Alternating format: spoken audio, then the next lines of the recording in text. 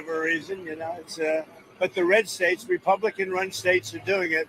The blue states don't do very well at security and policing, unfortunately. What would you say, Chris? I would say that exactly right. The governor here has been fantastic in forming this partnership with the Department of Homeland Security.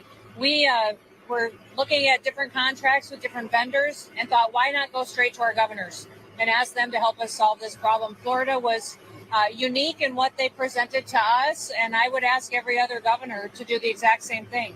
This is unique because we can hold individuals here, they can have their hearings, get due process, and then immediately be flown back home to their home countries. And their home countries are welcoming them. They're setting up loans for houses. They've got food assistance. They're helping to facilitate welcoming them home. I just got home from Panama, Costa Rica, Guatemala, Honduras, and they're all excited about getting their individuals back home from the United States. So and there is a lot of self-deporting. That's one thing I was actually surprised, but a lot of self-deporting. I flew over the Everglades. We did a little circle. I said, let me see. That's a big piece of land. I think it's 25 minutes to fly around. Is there potential for enlargement or additional facilities out of there? There may be. I think what we're doing is, because this is an important part of Florida, we're using the existing footprint of this airport. So when you guys go over there, you'll see all the beds, the medical, the galley, everything is on the concrete. We're not using any of the other stuff. Now, as you'll see, there's a lot of concrete, so there very well may be. I know Secretary Noem and her team have said as soon as the president departs, we'll be open to start receiving folks. And so we'll see what the tempo is. We do have the 2,000 in Northeast Florida that will open very soon. So it is possible to do. One of the things I think that is exciting about this is we're offering up our National Guard and other folks in Florida to be deputized to be immigration judges. We're working with the Department of Justice for the approvals. I'm sure Pam will approve. But then I'll have a National Guard judge advocate here. Someone has a notice to appear. Biden would tell them to come back in 3 years and appear. Now you'll be able to appear in like a day or two, so they're not going to be detained, hopefully, for all that long. We'll have people here in this facility that can make, it's a bureaucracy. The president's got to deal with the bureaucracy. Now, that Supreme Court ruling was good because that's going to allow him to be able to exercise Article 2 the way founders intended, but you still have bureaucracy. So we want to cut through that so that we have an efficient operation between Florida and DHS to get the removal of these illegals done. Are you prioritizing going after the worst of the worst, or are you now arresting anyone who is here? We're doing the worst of the worst always first. Yes. And I think it's great government, what we've done. And nobody can ever forget what this group of people, Biden or whoever it was, because it probably wasn't even Biden. I don't think he knew what that was. Biden, whoever it was, what this group of people, a small group that circled the Resolute desk, what they did to this country. Think of it, all the time you have to waste doing this. It's an unforced error. We had nothing. We had no problem with this. There was never anything like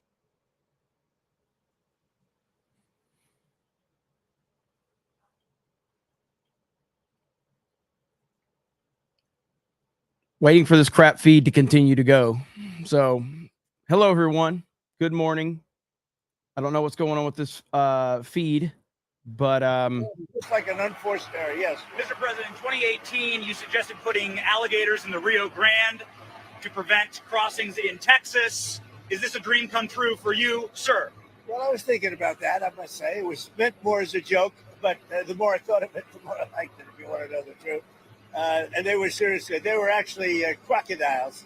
They were crocodiles from Africa. They are a step beyond. But no, that was really meant as a joke, but a lot of people liked it. And a lot of people think we should do it, frankly. The Senate, it appears, is about to vote on I your hear big, we're beautiful doing bill. well, Ron. I hear we're doing well. Are you confident this can get I done don't by know. the 4th of Confident. July? What does confident mean when you're like, when you have one vote and you have 100 people going to vote? I think so. I think it's going to be the greatest bill ever passed, even for you as an example. Tremendous amount of Homeland Security money. Oh, tremendous amount. It's going to keep the border secure because, we have them secure now, but we need to build more wall. I built almost 600 miles of wall. We need more wall. And all of that's covered in this bill. This bill is amazing for everybody. It's an amazing bill for Florida, too. Really great for Florida. You were concerns about the Medicaid cuts, though. Mr. No, President. we're not going to be playing with An Medicaid. estimated Only waste, 11.8 fraud, and million abuse. Americans could lose Yeah, their the coverage. Are you Democrats have breaking it your wrong. promise? Yeah, waste, fraud, and abuse.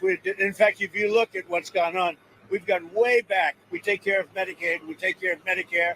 They will blow Medicare and Medicaid because they have no idea what they're doing. Just like they don't have any idea what they did on the border, they have no idea. Medicaid is in big trouble with the Democrats. So you promise anyone who loses their health care coverage, that is because of waste, fraud, and abuse? Waste, fraud, only waste, fraud, and abuse, which is what everybody wants. President, Russia has about 50,000 troops stationed outside of Sumy in Ukraine. What will you do if Russia authorizes an offensive? We'll see what happens. I'm watching it very closely. Mr. President? About Prime Minister Netanyahu's visit next week, what are you hoping to get out of that? And do you think there'll be any progress? Well, it's going to be a very quick celebration. We had a great hit. It was a obliteration. Okay, now it turns out it was an obliteration. You know, they demeaned CNN mostly and the New York Times, fake New York Times. They demeaned these great soldiers. They went over there 17 hours flying, and they hit bullseye after bullseye after bullseye. It all blew up. Everybody saw it. Then they get back, and CNN said, well, they did okay, but maybe it wasn't. Let me tell you, it was beyond obliteration. Nobody can even get down there. The tunnels are busted. Everything fell into the well. It was a total and complete obliteration, and we should celebrate these heroes. And what I'm doing is I'm bringing them, Ron. We're bringing them to Florida or to the White House. I gave them their choice. I think they're going to take the White House. Probably. I shouldn't tell you this. Mr. President, there's going to be a new bill called Make American Elections Great Again, I love it. forcing the U.S. Census Bureau to redo the census to actually get an account of how many Americans, the proof of citizenship, are in our area, in our country, redistricting some of the House districts. Your thoughts on that? Well, I'll speak for both of us. We love it. Okay, you're going to like this one. I know all about it. We want to bring our elections back. The election in 2020 was rigged, millions and millions of votes. It had to do with COVID and a lot of things, but it really had to do with the crooked people. The Democrats are very good at cheating on elections. And that's why I said too big to rig. They tried this one too. But after about 9:02, they gave up too many votes. You know, too big to rig. Ron would love it. I would love it. Christie would love it. That's what they have to do. They have to bring it back. And we have to look, you know, Ron, they include anybody that happens to be in your state. Well, California would lose like 5 seats if they did a fair census. And even beyond that, the Biden census gypped Florida of at least 1 seat. We only got 1 seat in the last census. Are you trying to tell me that Florida only had 1 seat in that? We should have had at least 2. Texas should have had another one. That could be the difference in the House of Representatives in the majority. So I would love for them to redo the census for 26. My legislature will redistrict those lines. We'll get it to where it's fair. But as it's right now, this country is not fairly apportioned. Agreed, I've got Munchie. so many more millions of people in Florida that have representation because of that flawed census. Mr. President, I think it's going to do very well. A lot of people, I don't know if you've heard about it. It's like, it's captivated the country. Everybody wants it. It's going to get in. It's going to pass, and we're going to be very happy. Elon Musk is ripping into this bill again. Are you concerned that Republicans are going to be swayed by Musk and his money? No, I don't think so. I think what's going to happen is Doge is going to look at Musk. And if Doge looks at Musk, we're going to save a fortune. Thank you very much, everybody. I don't think you should be playing that game with me. Mr. President, July 9th terror guideline. Thank you very much, everybody. Thank you, Mr. President.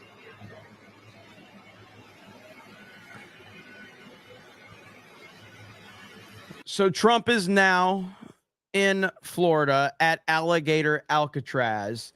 We've had a lot going on today. I know Geeks Gamers Daily is about to go live. So feel free, obviously, go over there and support those guys. I knew I might have to stream over either daily or Tuesday night's main event because of this event today. So, but yes, so Trump is in Florida at Alligator Alcatraz. He's going to be touring the area, and then they're going to have a press conference, I believe, if I'm not mistaken.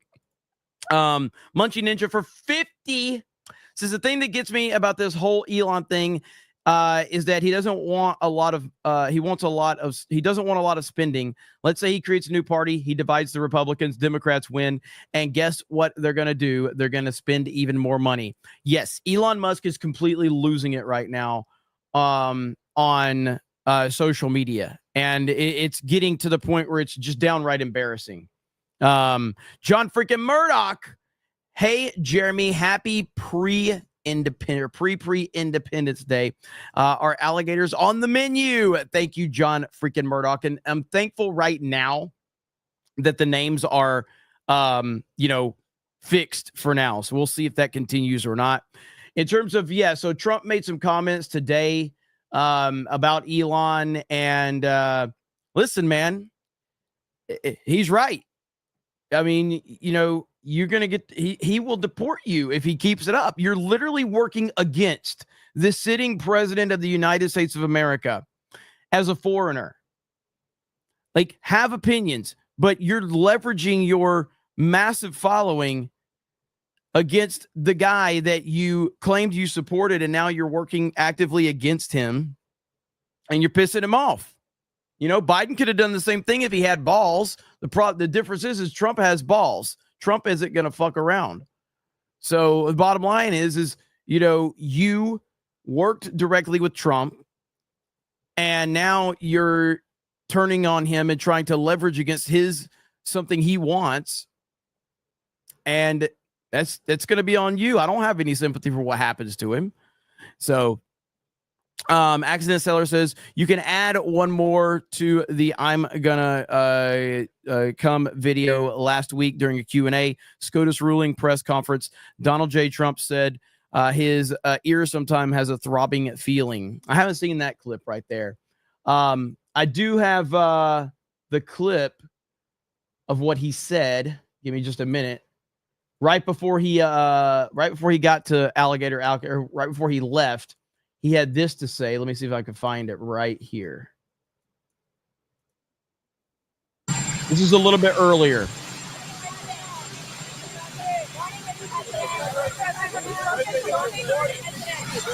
Good morning. We're going out to Alligator Alcatraz. It's an East Coast version, and it should be very exciting, very good. Worked very hard on it with Ron and everybody, and I think it's going to be great. And then I'll be back here fighting for the bill, and I hear it's going okay. We'll move it along. But we'll be back here pretty early. Do you think the president on the bill used to warning some Republicans not to go too crazy with the cuts? Are there parts of the bill or amendments that you think cut too much? We're going to have to see the final version. I don't want to go too crazy with cuts. I don't like cuts. There are certain things that have been cut, which is good. I think we're doing well. We're going to have to see. It's very complicated stuff. Great enthusiasm, as you know. And I think in the end, we're going to have it. What do you think, Caroline? Yeah, I think What do you think about Solan Mamdani having such a hard time condemning the phrase globalized intifada? I think he's terrible. He's a communist. The last thing we need is a communist. I said there will never be socialism in the United States. Now we have a communist. So I think it's bad news.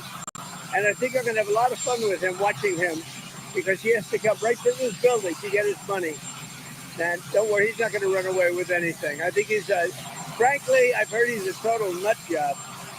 I think the people of New York are crazy. If they go this route, I think they're crazy.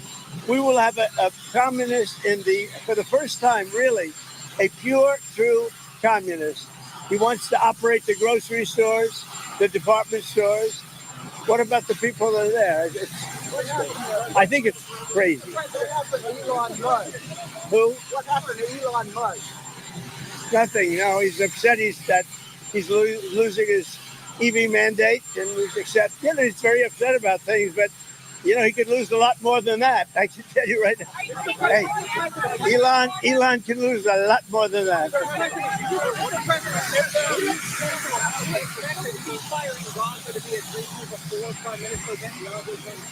We hope it's going to happen, and we're looking forward to happening sometime next week. We want to get our hostages back. We want to get the hostages back. What if the big beautiful bill doesn't pass? You have to go through item by item by item and pass this stuff one at a time, or are you just going to try again? I think we're going to get there. It's tough. We're trying to break it down so it's really good for the country. Trying to get a lot for everybody. And it's a big bill. And Smaller bills would have been easy, but they wouldn't have been as good. I think it's going to do okay. And with the Alligator Alcatraz, it's the idea that it's done to illegal immigrants. In case they just get eaten by an alligator or a snake or something. I guess that's the concept. This is not a nice business. I guess that's the concept. If snakes are fast, but alligators are, we're going to teach them how to run away from an alligator, okay? If they escape prison, how to run away. Don't run in a straight line. Run like this. And you know what? Your chances go up about 1%. Okay? Not a good thing. What are you going to talk to Netanyahu about next Monday? So he's coming here. We're going to talk about a lot of things. We're going to talk about the great success we had. I mean, we had an incredible, in Iran, we had an incredible success.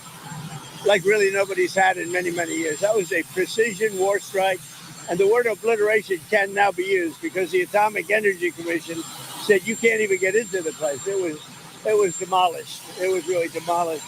It was a great, brilliant strike. And how to go forward. We're also going to talk about Gaza. We want to get the rest. We got a lot of hostages back, but we're going to talk about Gaza. I don't know. I think we'll have to take a look. We might have to put Doge on Elon. You know Doge. She just asked him if he was going to deport Elon Musk. I don't know if you guys heard that, but she just asked him if he was going to deport Elon.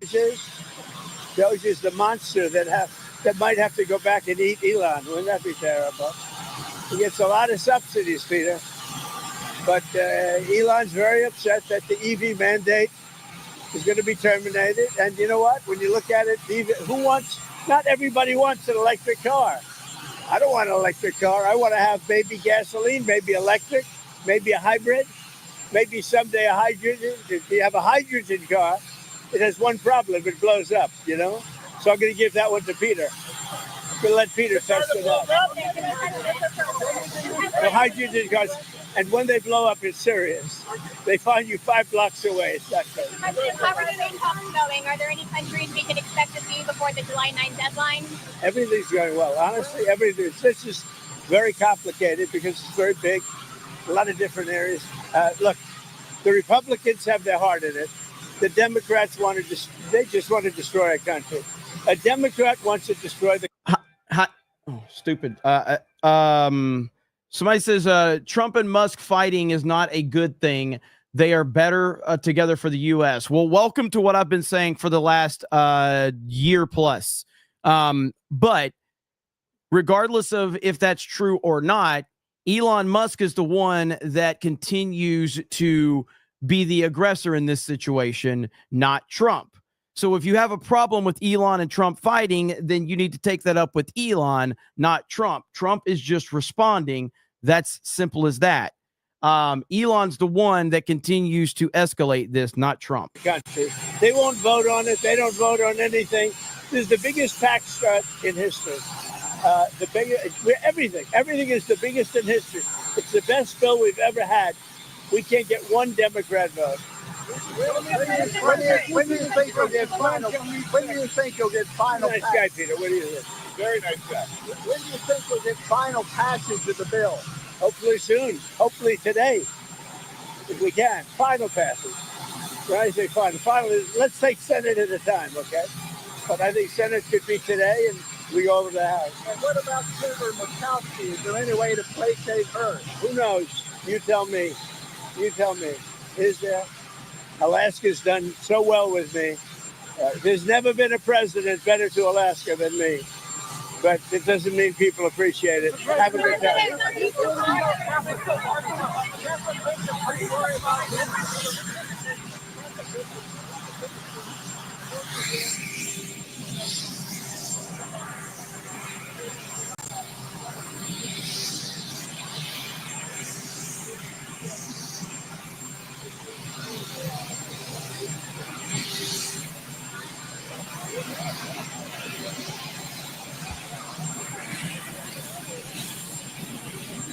All right, that's going to be the end of it because we can't hear anything he's saying right now. So we're currently waiting for him to he's already arrived in Florida at Alligator Alcatraz. So now we're just going to continue to wait.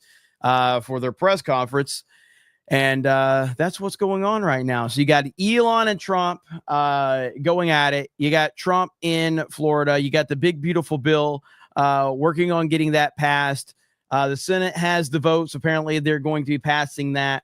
So there's a lot going on right now. Never stops. Never stops.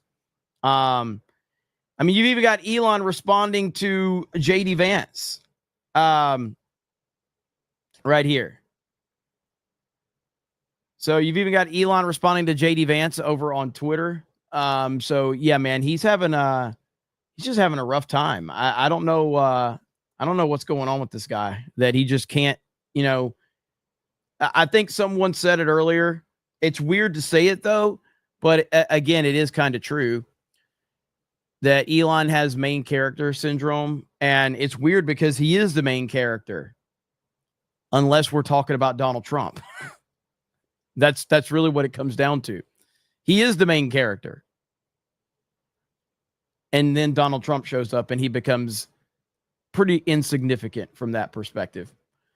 So as I said, he's picking a fight for with the one person that he can't beat.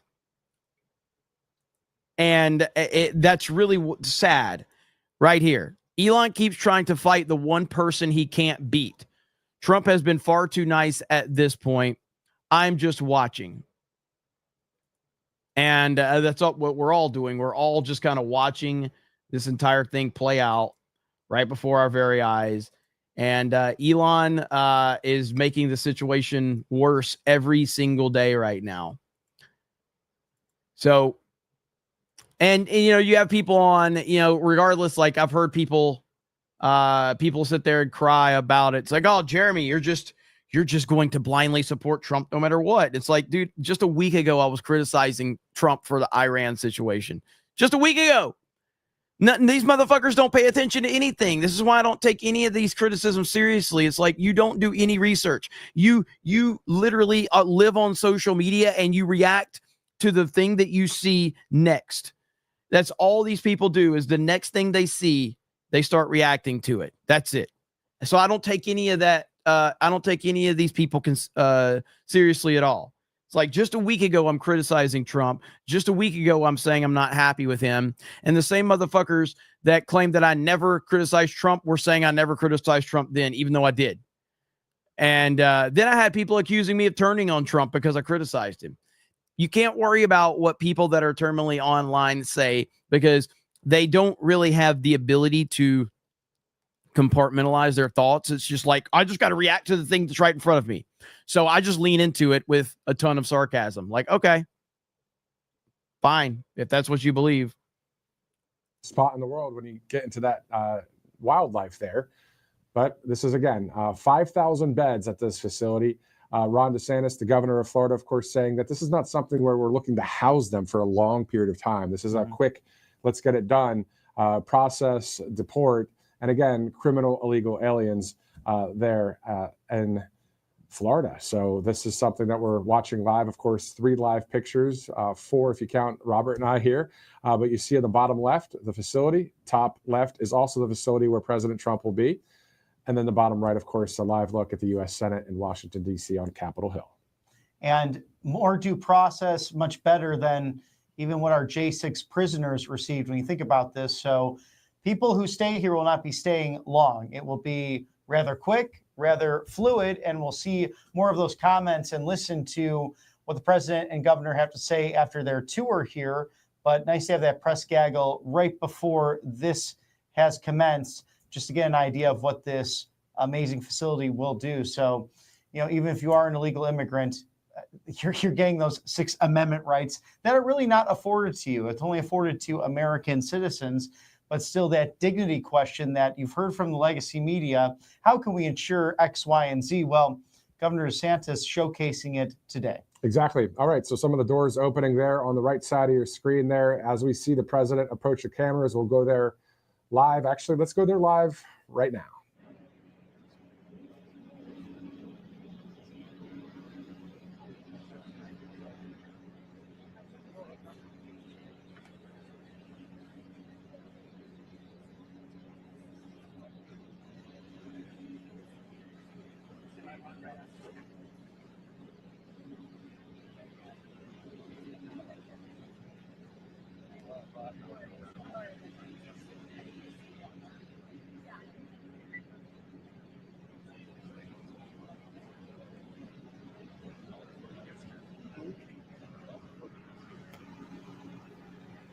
That's a good point, Lori. I remember when he said that too.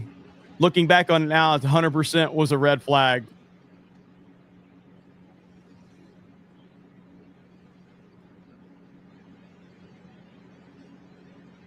I don't know. I like the right side guys. They're good. They do a good job. Alligator Alcatraz is a real thing. Absolutely insane.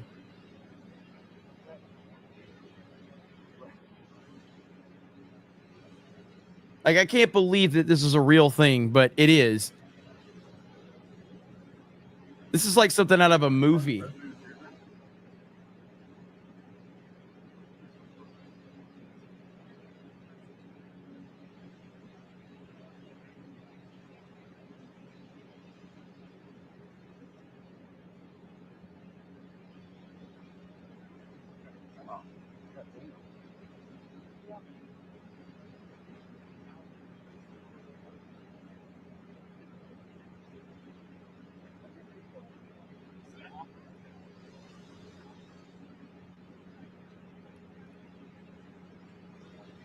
Let's see some of the gators. Bring some of them out. Let's go. Show some of these illegals what they got to deal with.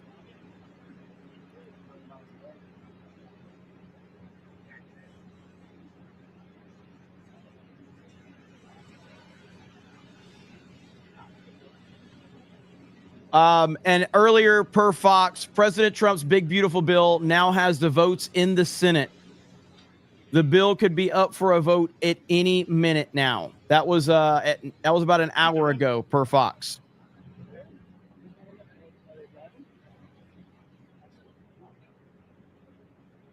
In all honesty, the more Elon cries about the big, beautiful bill, the more I want it to pass.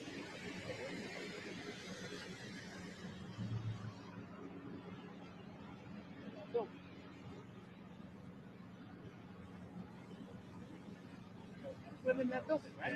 Yeah. He's walking by it. That's where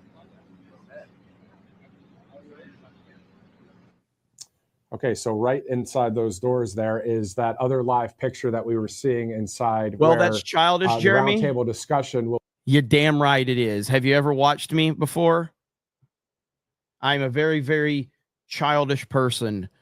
If you want a mature podcaster, go watch Tim fucking Pool, where he doesn't read all your super chats and tells you how intellectual he is. I'm just a fucking retard that responds with sarcasm and pettiness. It said in the press gaggle off of Air Force One, whether it's Ecuador to our friends in El Salvador and Honduras and these Central American and South American nations agreeing to taking back their transnational citizens who came here illegally in order to assist the United States. And in other cases, a number of countries from around the world, as we saw what that was like. This is the reversal of Joe Biden's terrible open border policy. We saw all of those caravans. You remember those videos of just people coming across the border and they were allowed in. Also, how about the times that the people were flown in? Mm-hmm. They were flown into various cities around our country, illegal aliens. That was quite the scene. I was really trying to disrupt the United States of America, to really try and take down our. Okay, let me mute that real quick. Let's see where we're at. Jim Eagle says Trump bullies and pushes around world dictators that have trillions of dollars and armies at their back. Does Elon think he's going to intimidate Trump? I mean, unfortunately, the way that it looks, and this is where it's so ridiculous when people say, like, well, Trump is controlled and paid for. The richest man in the world can't control him. The richest man in the history of the world can't control Trump. And that really upsets Elon, because Elon has finally found one thing in this world that he can't buy, and it's President Trump. And that frustrates him. So yeah, I mean, that's kind of where we are, unfortunately, with it. And that should kind of blow up that stupid narrative that, oh, well, Trump is controlled. It's like, yeah, the richest guy in the world can't control him. Patrick C says, let's see an escape demonstration. That would be cool. Chris Christian Rocker says, sad thing about Elon is some points he is making are very good points, but he is whining because his whining causes them to lose validity. I agree. Lying Dog Face Pony Soldier, will they get the membership? Thank you. Nico says, Jeremy, the Formula One movie is really good besides the annoying African dude character in it. The movie is really good. Similar to Top Gun Maverick, the way they filmed it. Yeah, I'm hopefully going to try to I want to go see that and Jurassic World this week. And plus, Christopher Nolan's Odyssey is supposed to have a teaser trailer, I think, playing before Jurassic World. So Andrew CR says, are they going to live test the Gators? We can only hope. Packing Protons. There's Trump right there. I thought this was so professional and so well done that you should come and look at it as opposed to standing around and not knowing where we are. And we're just taking tours through the areas where they stay and the areas where the medical is and all. And they've really done, between Christy and Ron and the whole group, it's really government working together. And congratulations to you guys. But I want you to see it as opposed to waiting for us and then say, how was it, right? It really is pretty amazing. Did they take the vote yet? How's the vote going? I would normally be home waiting for the vote. Yes, we would. Or be in Congress, but I wanted to come down and see. I hear the vote's going to be good. You'll let me know. I will let you know. Have they taken it yet? What's that? They've taken it now. I don't think they've taken it yet. Not concluded, but they are. Boy, wouldn't that be an upset, huh? Yeah. Are you confident that this can get through the House? And is there any wiggle room on your July 4th? It's the greatest tax cut in the history of our country. And if it doesn't pass, it's the biggest tax increase in the history of our country. That alone, 68% increase as opposed to a massive cut. It's the biggest tax cut in the history of our country, and everybody gets it. Mr. President and Madam Secretary, CNN yesterday pushed an app that lets you track where ICE agents are. Tom Homan was saying that perhaps CNN should be prosecuted for that. That's obstruction of law enforcement. Your response? Yeah, we're working with the Department of Justice to see if we can prosecute them for that, because what they're doing is actively encouraging people to avoid law enforcement activities, operations, and we're going to actually go after them and prosecute Yeah, it's Benny. them Benny's there. with the partnership of PAM if we can, because what they're doing, we believe, is illegal. And they may be prosecuted also for having given false reports on the attack in Iran. They were given totally false reports.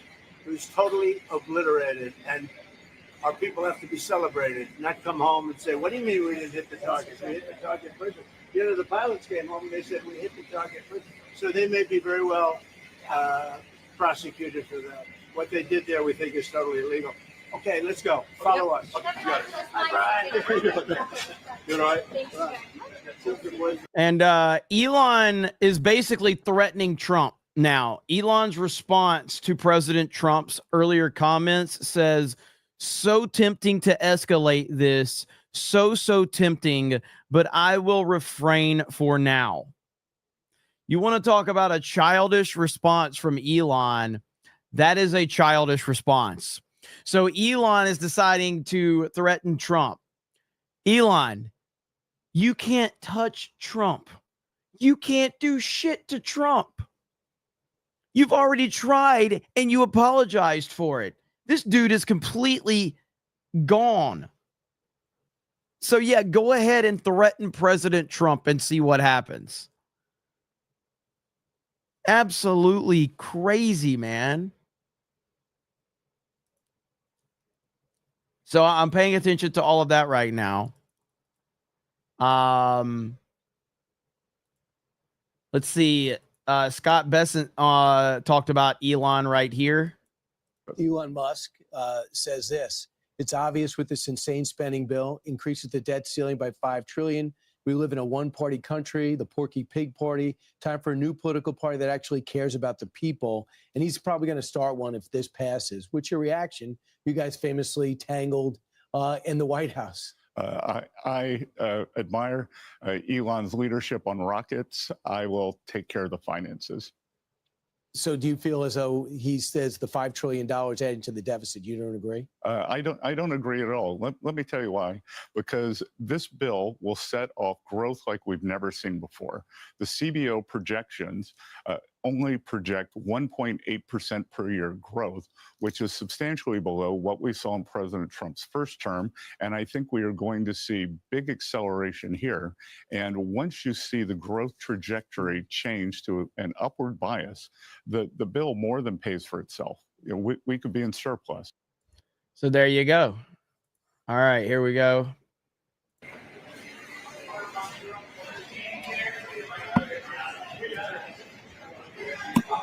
All right, so some of the behind the scenes there. Yeah, it's always fun to see friends and familiar faces from the campaign trail and the staff who is truly extraordinary for President Trump in the press and communications office, especially as he continues his tour with Governor DeSantis and Secretary Noem. Exactly. So the camera is going to. So I heard yesterday, I've seen a lot of clips on Twitter about Candace Owens' comments the other day about a phone call that she claimed that she had with President Trump. I have no idea what to believe with that. I really don't. The whole story sounds completely out of here. I'm sure she probably did have a call with President Trump, but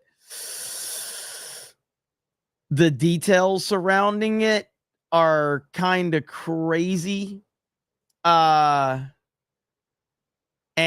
I don't know. We'll try to get into that here a little bit later. I don't want to open that can of worms yet, but it's a weird story, man. Like some of these people,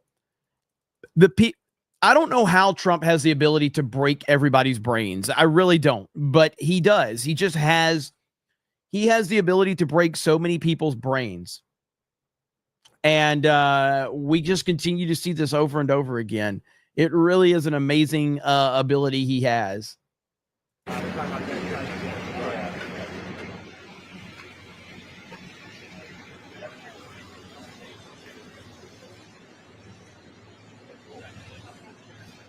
Is that Walter White? Look at Walter White. Walter White standing there. Heisenberg in the house.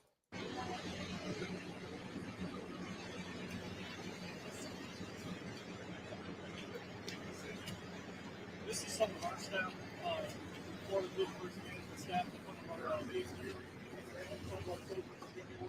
So, and again, this is a period of everybody. I want to tell you, starting right here,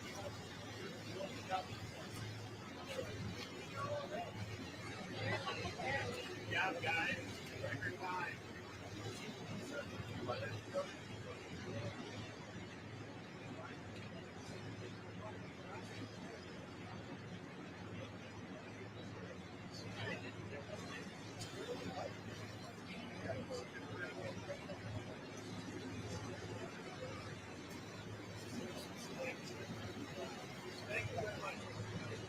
Okay.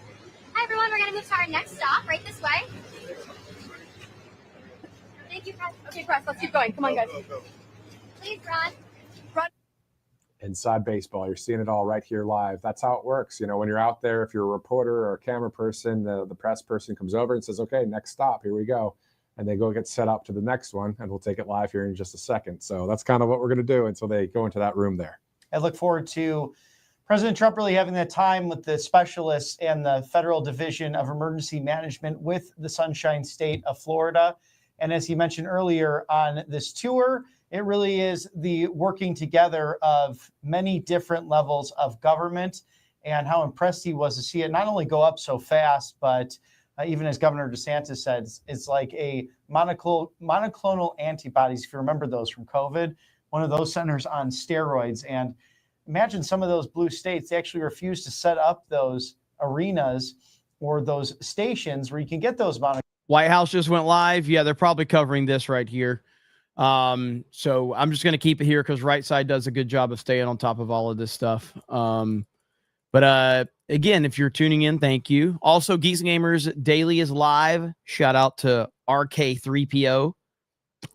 Did the main Geeks and Gamers channel get the screen names fixed as well? Or not? I haven't looked to see if the chat is fixed over there as well. Jeremy is YouTube featured. What do you mean? Yes, Lady Aaron D? Okay. What do you mean I'm YouTube featured? I don't want YouTube to know I exist. So I don't want YouTube to know anything about me. So there's no way I'm YouTube featured, not with 2,000 people watching me. There's no way I'm on the front page with 2,000 people.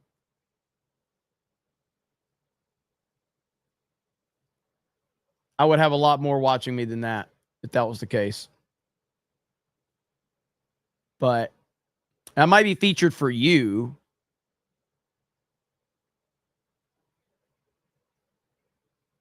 Let's see.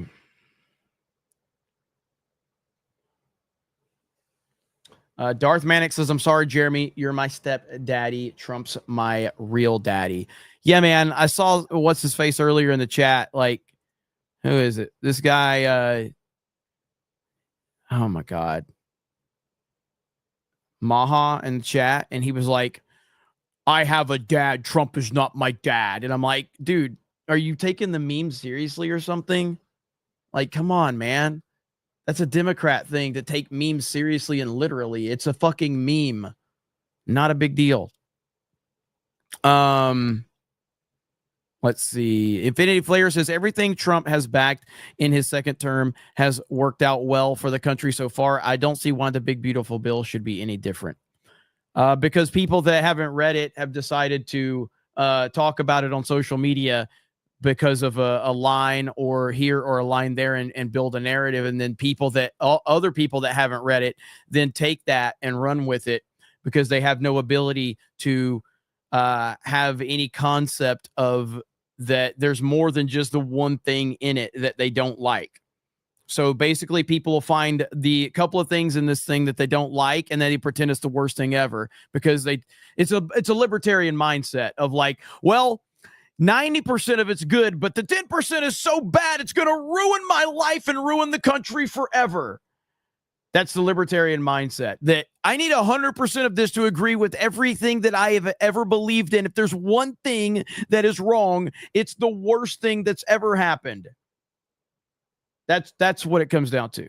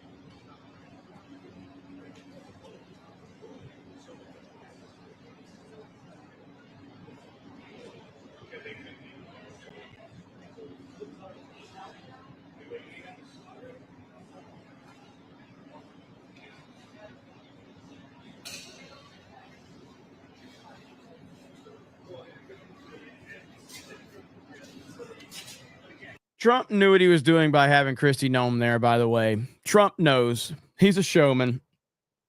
Trump knows where everybody's paying attention to. They're going to sweep this 6 times to make sure there's nothing that can be used for contraband or weapons before the detainees come in. See what I mean? It's an amazing job. They've all done a great job. Proud of it. Mr. President, Mr. Governor, what's your message to Governor Gavin Newsom inside of this facility? The first thing you should do is come here and learn something, because they don't do this. They don't know. They wouldn't know where to begin, and if they did it would cost them 100 times more.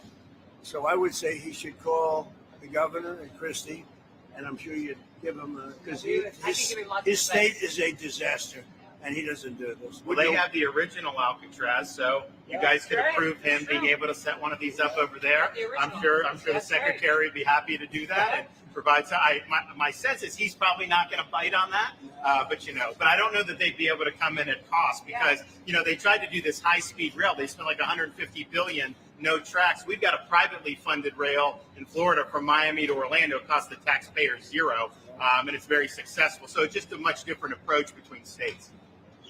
We're not going to let him get anywhere near Alcatraz.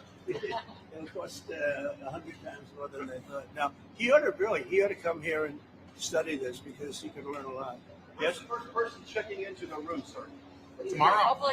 Hopefully tomorrow, within the next They have 24 the hours. doctors, they have all the professionals. There's going to be a security sweep because there have been civilians here, so they will sweep this multiple times to make sure there's nothing can be used as weapons or any contraband. And then once that's cleared, then they'll do. So it's really up to Secretary. I know has got people in the queue, and so they'll be ready to receive. I think our viewers at home should note that this is air-conditioned facility. So if any of the news claims are keeping them out in the hot, humid South Florida, that is wrong. It's probably 62 degrees here, to be honest. Hey, Biden wanted me in here. Okay, he wanted me. It didn't work out that way, but he wanted me in here. What's your expectation what this will do for the speed and force of deportations? A lot of things, and they're both telling me that these people come in here, they want to go home. And they want to go home, so we immediately send them home, where it's appropriate. Now, if somebody's a real killer, we don't send them anywhere. We put them at maximum security. Look, what we inherited from this guy, this incompetent man, and his administration, which wasn't incompetent, it was radical left, lunatic, communist, whatever you want to say. I know most of them. What we inherited should never, ever be forgotten. What they've made us do. This is all because of an open border policy where 25 million people flowed in. From all over the world, from prisons, from all over the world they flowed in. For no reason whatsoever. We had, when I left, we had a very powerful border. We had no problem. He opened it up. Day one, he just opened the border and people couldn't believe it. That's right. They were standing there. What are they doing? They said, go in. That's it. You look at the first day tapes. They opened it up and they said, go in. And that's where all of this began. But this is an amazing thing that they've done here. Really But listen, people don't have to come here. If they self-deport and go home, they can come back legally. We will let them come back legally. And there is a lot of self-deportation. Yes. But if you People wait wouldn't and believe we bring you to this facility, you don't ever get to come back to America. You don't get the chance to come back and be an American again and work here. So They weren't with us when the President and Secretary Kevin and I, we went through the intake. So right when you do the intake, they have the information about voluntary departure. They have the ability. Obviously, you guys are funding that because it's a lot cheaper to do it that way. So even if they get brought to the front doorstep here, they still have an opportunity to just go back voluntarily. And then this way they're not. Let's say they get in here like, hey, I want to stay here. I want to go back. we can put them on a plane that day and take them home. We'll buy their plane ticket, go home, and then they get the chance to come back legally. If they wait and If say they we're not do going to that, do that, they can come back legally after a period. Yeah. You talked recently about the idea of finding some way to get farm workforce and service sector workforce. And I think you've discussed somehow a program of people leaving on a sponsorship and coming right back. Can you give us a little more detail about that and why, in the view of some hardliners, it's not amnesty? Take care of our farmers and hotel workers and various other people, and we're working on it right now. And Ron's going to be involved, and you're involved already. So we have a lot of cases where ICE will go into a farm, and these are guys working there for 10, 15 years, no problem. The farmers know them. We're going to put, it's called farmer responsibility or owner responsibility, where they're going to be largely responsible for these people. And they know these people. They've worked on the farms for 15 years, and all of a sudden, so I have a great, Ron does, Christy does, we have a great feeling for the farmer and for others in the same position. And we're going to give them responsibility for people. And we're going to have a system of signing them up so they don't have to go. They can be here legally. They can pay taxes and everything else. They're not getting citizenship, but they get other things. And the farmers need them to do the work. Without those people, you're not going to be able to run your farm. Mr. President, you and the governor tangled pretty hard in the 2024 election. You stand here now. You stand here now as partners on this effort. How would you describe the relationship, and what future does Governor DeSantis have? I think it's a 10. Maybe 9-9, because there might be a couple of little wounds. So maybe it's 9-9. I think we have a 10. We get along great. Well, the thing about it is, I endorsed him immediately in January 2024. I raised one of his PACs millions and millions of dollars. And obviously, we saved him a lot of money in Florida because Florida was a deep red state. He didn't even have to do a rally in Florida, whereas 2016 and 20, this was like ground zero. And so we've been, really happy to do that. And then we've worked very well on this and other issues with Florida. You can call him at any time and he wants to be helpful for governors. I mean, I can tell you that. We did Hurricane Helene last year. You didn't hear from the president at the time then. But with President Trump, we know immediately, just make the phone call. Yeah, as a follow-up question, I'm sorry, like another thing you inherited. How firm are you going to be with Netanyahu about ending the war in Gaza? Very firm, but he wants it too. I will say he's coming here next week. He wants to end it too. We had a tremendous success with Iran. They won't happy. Somebody said, "When are you going to sign?" I said, "Sign? They are so bombed out." Did you see the report issued this morning? The place was decimated. It'll be years before anybody even gets down there. So that's not a priority, but we'll have a report and we'll have whatever we want. We'll get whatever we want from Iran. And I think, and I hope they want to have a good country. They have massive sanctions right now, biting sanctions. It's going to be very hard for them to do anything with those sanctions. And I look forward to maybe there'll be a time when we get along with them and they can rebuild their country. Is there a point where you tell Netanyahu, like, you gotta end this now, you gotta strike a deal? Well, he wants to. I can tell you he wants to, and I think we'll have it. I think we'll have a deal next week. That's what I think. Do you intend to announce your pick for successor to Jay Powell earlier than say, or as early as say this summer or this fall? Will I do something about who it's going to be? Yes. I don't know. Hey, he'd be a good candidate. You might do that. She'd be a good candidate too. Anybody would be better than Jay Powell. No, he's causing us a fortune because he keeps the rate way up. I think it's Trump derangement syndrome personally, but we have a very strong country. We're the strongest country. Look, our country right now is at a level that we haven't seen for 40, 50 years. What we're doing now is nobody's seen anything like it. I told you, I was in the Middle East. The king of Saudi Arabia said to me very strongly, he said, "You know what? A year ago, you had a dead country. Now you have the hottest country in the world." We do. We have the hottest country in the world. Thank you very much. What about exemption for farmers? And what about other We'll be seeing it over the next What about couple of years. construction and other Also, those type of industries. Will Kilmar Abrego Garcia be the first inmate here? Benny's trying. Benny's trying to get any questions he can in just so he can make a fucking video off of it. Roundtable discussion. Kristi Noem making some news earlier talking about CNN, this report about this app called Ice Block, where this app will... Let's see. JRG Project says, and of course, Kristi Noem is the eye candy. Life goals. I hope they play YMCA on banjos when Trump does his speech. Thank you, JRG Projects. Appreciate it. Packy Proton says, sent you an Alligator Alcatraz shirt on Twitter. Would anyone buy one? I bet they probably would. Geek85 says, who do you think should run for president next? JD Vance or Ron DeSantis? I mean, I think Vance is better positioned for sure. I think DeSantis is going to be in the mix as well because he's just been such a great governor for Florida. I don't know if he hurt himself. It feels like he hurt himself too much though in the run against Trump. But he does stuff like this, and it shows you he is a great governor. He is, but on the national stage, I don't think he could compete with Vance. Vance seems like he's in a great position. It seems like it's Vance's nomination to lose. So, Packy Proton says new Alligator Alcatraz cup stickers and shirts on my Teespring store. Second design coming. Geek 85 says now I'd like to see them send AOC, Schumer, and Pelosi to Alligator Alcatraz. Magoose says don't let perfect be the enemy of good.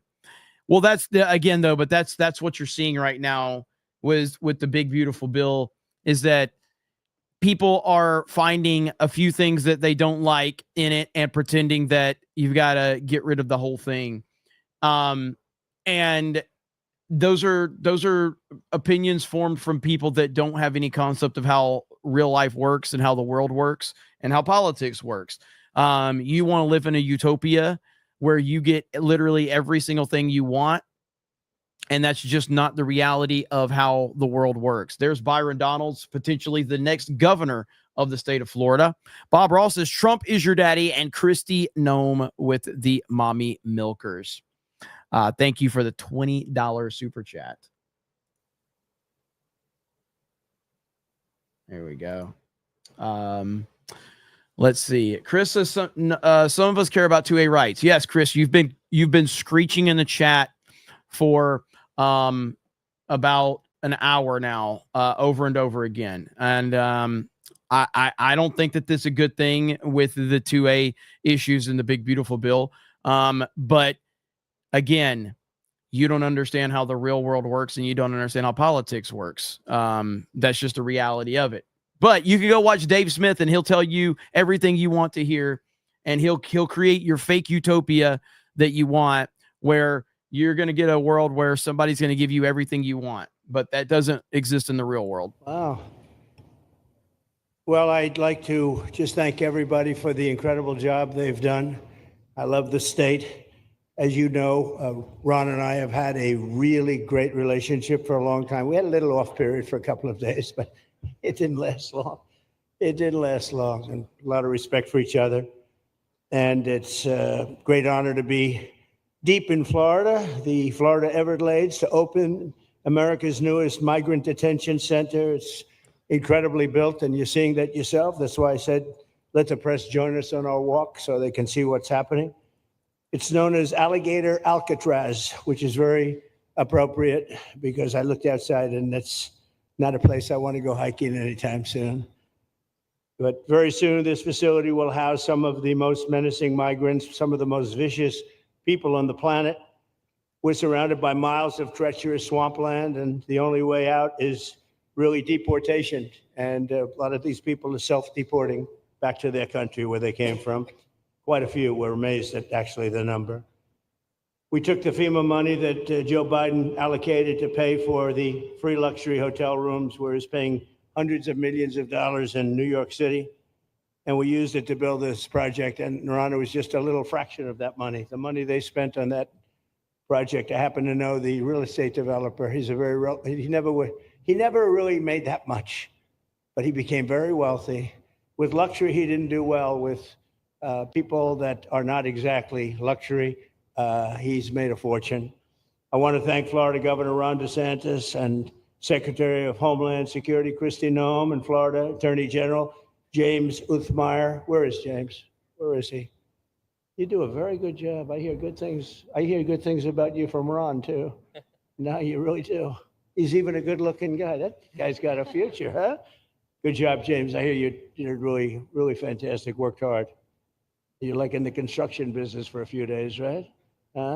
Congratulations for all the hard work and to make this facility possible. It's amazing. Thanks as well to Florida Agricultural Commissioner Wilton Simpson. Where is Wilton? Where are you? Hi, Wilton. Been a long time. Thank you. Congressman Byron Donalds. Where's Byron? Hi, Byron. How are you? Good. Florida Speaker of the House, Daniel Perez. Daniel? Thank you, Daniel. Why, you didn't want to sit up here with us, Daniel? Executive Director of the Florida Division of Emergency Management, Kevin Guthrie. Hi, Kevin. Good job. Acting Director of ICE, Todd Lyons. Todd, great job. And Senator Joe Gruters. He is a great guy. Where is Joe? We love Joe. Thank you very much. Thank you. Thank you, Joe. Joe is great. With the help of those incredible Border Patrol agents, we now have the lowest level of daily border crossings ever recorded. As you know, last month, the month of May, just got released 2 days ago. The number of illegal aliens into the United States was zero. Even I find that hard to believe. Somebody must have gotten in, I think. I don't know, but they say zero. And the people that count them are radical left Democrats. So when a radical left Democrat tells me it's zero, I believe him. But there's still much work to do. In the 4 years before I took office, Joe Biden allowed 21 million people, that's a minimum, I think it was much higher than that, illegal aliens to invade our country. He invaded our country just like a military would invade. It's tougher because they don't wear uniforms. You don't know who they are.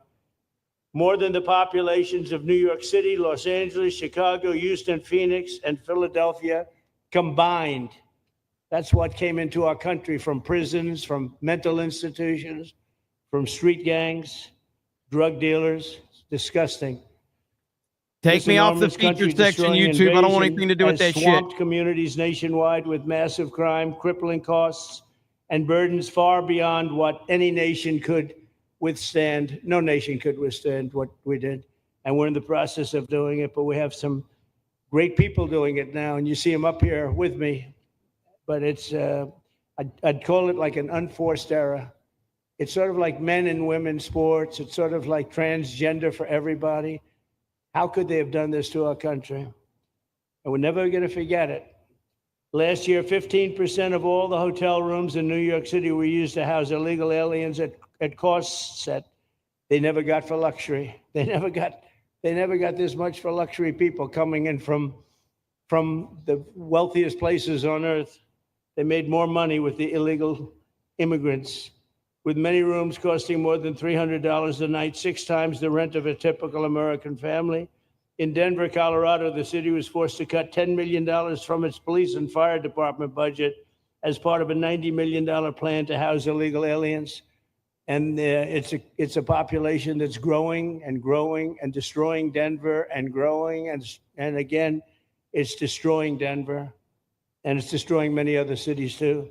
Likewise, one of the city's largest hospital system is drowning in unpaid medical bills, unpaid in the billions, after their emergency rooms were flooded with tens of thousands of illegals, leading to the closure of critical services. And these are really critical services. They can't even keep them open for American patients. The American patients were treated worse than any illegal immigrant. In Los Angeles, 1 in every 4 students in the public school system is from a household headed by an illegal, and most of them don't speak English. So they're in a school system and they don't have interpreters. They don't have anything. They don't speak English. What a mess. What a mess. Unforced error. All these people allowed to come in. The United States is now spending $78 billion a year on translation. Okay, think of that. $78 billion a year on translation, and smaller numbers on special education programs for non-English speakers in our public schools. So $78 billion, I think that's not a mistake. I would say $1 million maybe, hundreds of thousands of dollars, $78 billion, Joe, on translators and non-English speaking work. Federal government, the Justice Department, it's more than twice the cost of maintaining the United States Justice Department, what we're spending on translation and other things to help. In total, the average illegal alien costs American taxpayers an estimated $70,000. That's each, $70,000. I think that number is even low. If you care about balancing the budget, the single most impactful step we can take is to fully reverse the Biden migration invasion. One of the worst invasions we've ever had. We've never had an invasion like this. We've had invasions, but we've taken care of them. We've never had an invasion like this, and it's with us. And we have some very bad people out there looking to do big harm. That's why the one big, beautiful bill includes funding for 3,000 new Border Patrol officers and 10,000 new ICE agents. And I've gotten to know the Border Patrol and ICE very well. Unlike Kamala, she was the border czar, but she never saw the border. She never made one phone call. She was some border czar. She would have been some president. Probably would have been slightly better than Biden, though. I had to run against both of them, you know? The one guy, it's like a fighter. You knock out the one guy who's doing badly, then they put somebody else in. But fortunately, she was a stiff also. Otherwise, I would have been very angry. I would have been extremely angry. The heroes of ICE will also help round up and remove members of the savage drug cartels, which are coming back into our country. And we got them out. Now, some of them came back in. We just got them out again. And that's going to be a vicious cycle. But these are foreign gangs. They're horrendous people, killers, that have infiltrated our territory, including 8 which we have designated as foreign terrorist organizations, which gives us a lot more power for speed and getting them out much easier. And we had a great court victory, as you know, on Friday that allows us to do what we have to do from the Supreme Court of the United States. In 5 months, my administration has already arrested over 2,700 members of the murderous Venezuelan gang known as Tren de Aragua, including a pack of these sadistic animals arrested last month with over 280 guns. And these are guns of the latest caliber. These are guns that were made over the last period of less than a year, getting brand new guns, the latest and the greatest. Every day, our brave law enforcement officers are hunting down and deporting migrant criminals who have committed heinous crimes, including more than 13,000 murders, 11,888 to be exact, but I'd probably say the 13,000 is right also. Think of it, 11,888, and more than half of them, they committed more than one murder. So, Ron, many of them are out of here already, but it's still it's a hell of a number to be confronted with. Just this year, ICE agents in Miami have apprehended illegals with arrests for murder, kidnapping, rape, child sexual abuse, and arson, people of the worst order. We're getting these monsters out of the United States, out of Florida, out of all the places that they're in. And on January 20th, I signed an executive order empowering governors and state police to be deputized to enforce federal immigration laws. And Ron's already taken advantage of it. It's a tremendous advantage for the states. Most of them are doing it. Actually, the blue states tend not to do it. Even a couple of them have, though. And I want to express my tremendous thanks to the state of Florida for embracing this opportunity and being a true partner. They've worked so well with the federal government. It's been just a beautiful, beautiful partnership. So, Ron, I'd like to thank you personally. You are my friend, and you'll always be my friend. And we may have some skirmishes even in the future. I doubt it, but I will always come back because we just we have blood that seems to match pretty well. We have a relationship that's been a very strong one for a long period of time, and I appreciate it, very much appreciate it. And also, Secretary Noem, I'd like to have you say a few words. You have been unbelievable, the job you've done. You and our favorite person, Tom Homan, have done, and your whole staff, because it's a lot of people, and Tom acknowledges it all the time. He respects you so much. He respects the staff that you both built. And you're really doing one of the great jobs. And it was great that you could work with Ron in Florida so well, built such a great facility. So please say a few words. Thank you very much. I don't know if this will work. Well, thank you, Mr. President. First of all, I want to thank you for putting the safety and the security of the American people first, and the way that you never lose focus on making sure that America stays our priority and that the families that live here get the chance to grow up and to raise their children in communities that are safe and that give them an opportunity to pursue the American dream. This facility here is a fantastic representation of what can happen when all of government works together and when it's accountable to the taxpayers and to the citizens that live here. The president signed an executive order that allowed us to build partnerships with states and with local law enforcement officers, which is exactly how things should function in this country. More power, more authority given to people locally so that they can take control of their own destiny. And Thank you, so Trent. we have already been working under the 287G program to deputize law enforcement officers, whether they be state highway patrol, local sheriff's departments in all of our states, and allow them to go out with our ICE officers, our border patrol officers, and make sure that we're getting the worst of the worst off of the streets. We also recognize that as we've been doing that and returning people back to their home countries, that we need detention facilities. We need beds to put them in place so that they can have their due process before they return home. And this facility is exactly what I want every single governor in this country to consider Agreed, doing American with patriot. us. What happened to start this conversation was that a young man named Jimmy Percival in my office, my general counsel, who came from Florida and used to work here, called up the attorney general and the governor and said, hey, what do you think about partnering with us on a detention facility that we could put in place that would allow us to bring individuals there? There's an airstrip close by. You guys volunteered the assets that you have and the connections that you have and worked with Kevin extensively so that we could come here, have their due process given, and return them home to their countries. And in 8 days, this facility has been stood up. And I want everybody to recognize that detention facilities that ICE adheres to is a higher standard than is required at state levels, at local Department of Corrections facilities, sheriff's offices. This is a state-of-the-art facility, air-conditioned, isolated though for security purposes, which is very helpful. And I appreciate so many people being willing to work together to make a project like this happen. Right here on this location, we'll have about 3,000 beds. Other location will have another 2,000 beds that will allow us to bring individuals across the country that we are bringing in and incarcerating for violating our laws, and immediately get them out of the country as soon as we possibly can. It's exactly what we need to be perpetuating in other states. And what I would say is, I want all of you to notice these flyers that we've got, is that everybody who sees these flyers or anybody who sees these news clips should know you can still go home on your own. You can self-deport. If you go on the CBP Home app and go home now, you will get the chance to come back to the United States legally. You will get the chance to come back and do it the right way. If you don't, you may end up here. And you may end up here and being processed, deported out of this country, and never get the chance to come back. That is the consequences of breaking the law in the United States of America. Listen, our job is to uphold the law. This is a country of laws. We have a border now, and because we have a president that cares and recognizes that we need to be a nation of borders and a nation that upholds the law. If you break the law, there's consequences.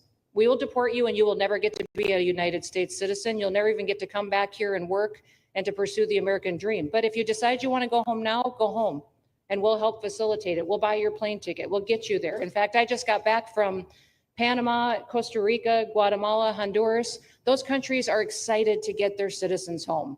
They're setting up programs to loan them money to buy houses when they get there, help them with food assistance, get their children educated, scholarships. They want their citizens that are living here in the United States illegally to come home and to be a part of their economy and help their countries grow. So this is a win-win for everyone. And I just want to end, Mr. President, by thanking our law enforcement officers, by thanking our ICE officers and our Border Patrol officers for what they do every day. They are out on the streets, and violence against them has increased over 500% since Trump has gone back into the White House, because he's upholding the law and because a bunch of liberals, socialists, and Marxists are out there lying about what President Trump is doing. President Trump is upholding freedom by what he is doing. The freedom to live safely in this country and to do things legally and to have justice. And because those liberals, and I'm calling out you, CNN, I'm calling you out because you lie every single day about what these operations are. We are going after murderers and rapists and traffickers and drug dealers and getting them off the streets and getting them out of this country because Joe Biden let the worst of the worst come in here. The other day, I was talking to some marshals that have been partnering with ICE. They said that they had detained a cannibal and put him on a plane to take him home. And while they had him in his seat, he started to eat himself. And they had to get him off and get him medical attention. These are the kind of deranged individuals that are on our streets in America that we're trying to target and get out of our country because they are so deranged they don't belong here. And they shouldn't be walking the streets with our children. And they shouldn't be living in the communities with our families who just want to grow up, go to job, raise their children to grow up and get a job and to live the American dream. So thank you to all of our law enforcement officers, those in our military that have been helping, our National Guard. Thank you to Governor DeSantis for stepping up and being an example to other governors. I hope my phone rings off the hook from governors calling and saying, how can we do what Florida just did? How can we do exactly what they did? Because we need this big, beautiful bill. We absolutely have to have this big, beautiful bill that has the funding so that we can continue this operation and we can get those bad criminals off of our streets and have the officers to do it so that when they go out on an operation, somebody's got their back. Somebody's got their back. They can do it safely and they can go home to their families at night too. So this bill needs to pass through Congress so we have the resources at the Department of Homeland Security to make sure that our homeland truly is secure. And Mr. President, thank you for Stephen Miller. I just want to thank you for him. This guy calls me night and day and tells me all of his wise advice and wisdom, but he's a rock star because he loves this country and he's passionate about making sure that nobody is prioritized over an American citizen. We love everybody. We do. We love everybody. Not But- everybody. well, A lot of people. but Not we shouldn't be putting people illegally above citizens. We should be making sure that we do things right. And that's what America has always stood for. And we're an example to the rest of the world because we do it right. So, Mr. President, you surround yourself with great people. And I think that's because everybody wants to work for the greatest president that the United States has ever had. And that's President Donald J. Trump. So thank you, very sir. much, Christy. That's Thank so you for nice. your- Thank you. Thank you very much. And I have to say that, you know, when Christie's name was put before me by Tom Homan, by the way, because I wanted him for the border, and somehow I thought that was going to be good in that sort. But he didn't want the upper job, and I said, "Who do you recommend?" Christy Noem. I said, "Oh, are you kidding? She's great, but she's such a fine, elegant person." He said, "Sir, she's tough as hell." I said, "Are you sure? You are tough as hell, I tell you, and that you do it in a very nice way, but you are, if you ever saw her ride a horse, she rides a horse like she should be in the rodeo. She's like an unbelievable horse person. And you've done a fantastic job. And Steve Miller would even agree to that. And he likes nobody, by the way. I don't think he likes anybody. And another one we like is Ron. And Ron, would you say a few words? Sure. Well, thank you, Mr. President. Welcome back to Florida. And I think this is the first time you've been back since the events of a couple weeks. So just let me say, as somebody that was serving on active duty in Iraq back in the day, we witnessed the number of our troops that were killed or wounded by the Iranians. We know that they're a militant Islamic regime that was hell-bent on getting nuclear weapons. And under Joe Biden, they were about to get nuclear weapons. And because of your strong actions, those dreams and those ambitions have been reduced to rubble. And I thank you. I know a lot of veterans thank you, and people in Florida really thank you. I'll read for this in a stepping minute, up and really making a Linko. Thank you, strong, brother. Tough but strong decision. I think we're much safer as a result of that. Now, on the immigration, I think President Trump's election represented the chance for us to finally solve this illegal immigration and border problem once and for all. I knew he was going to do the border, although he did it very quickly and very thoroughly. I think that no one can say that that's been anything but a spectacular success. But then we have the issue of Biden let in how many millions of people? And you had millions that had been in over decades previous to that. You can't have a country if you don't have respect for the rule of law.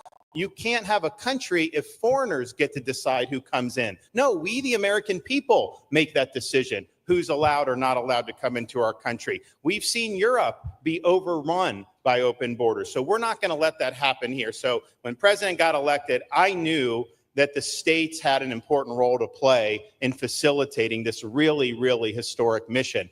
We're the only state in America, Florida, that requires full cooperation with ICE from all state and local law enforcement entities. And what is the net result of that?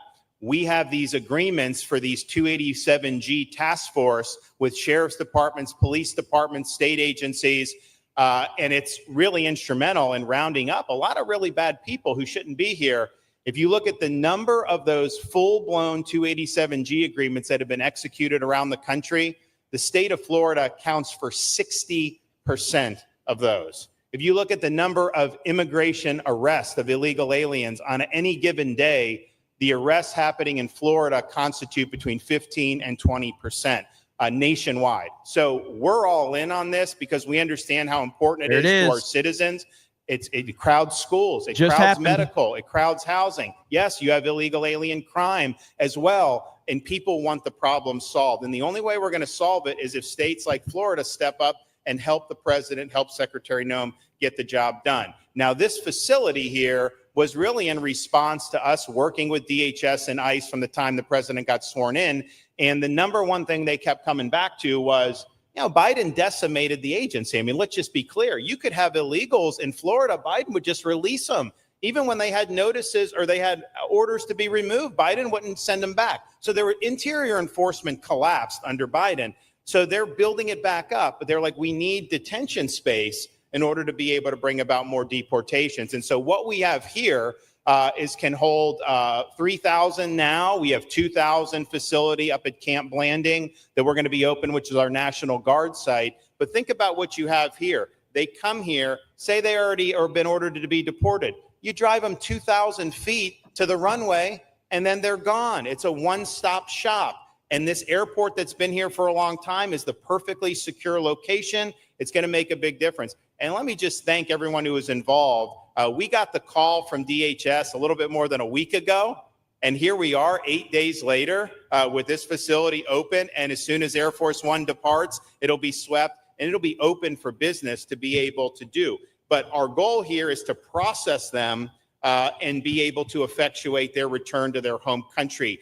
This is the opposite of what they were doing in New York by just putting them up in a hotel and then just letting them stay there indefinitely. No, we want to be able to send back.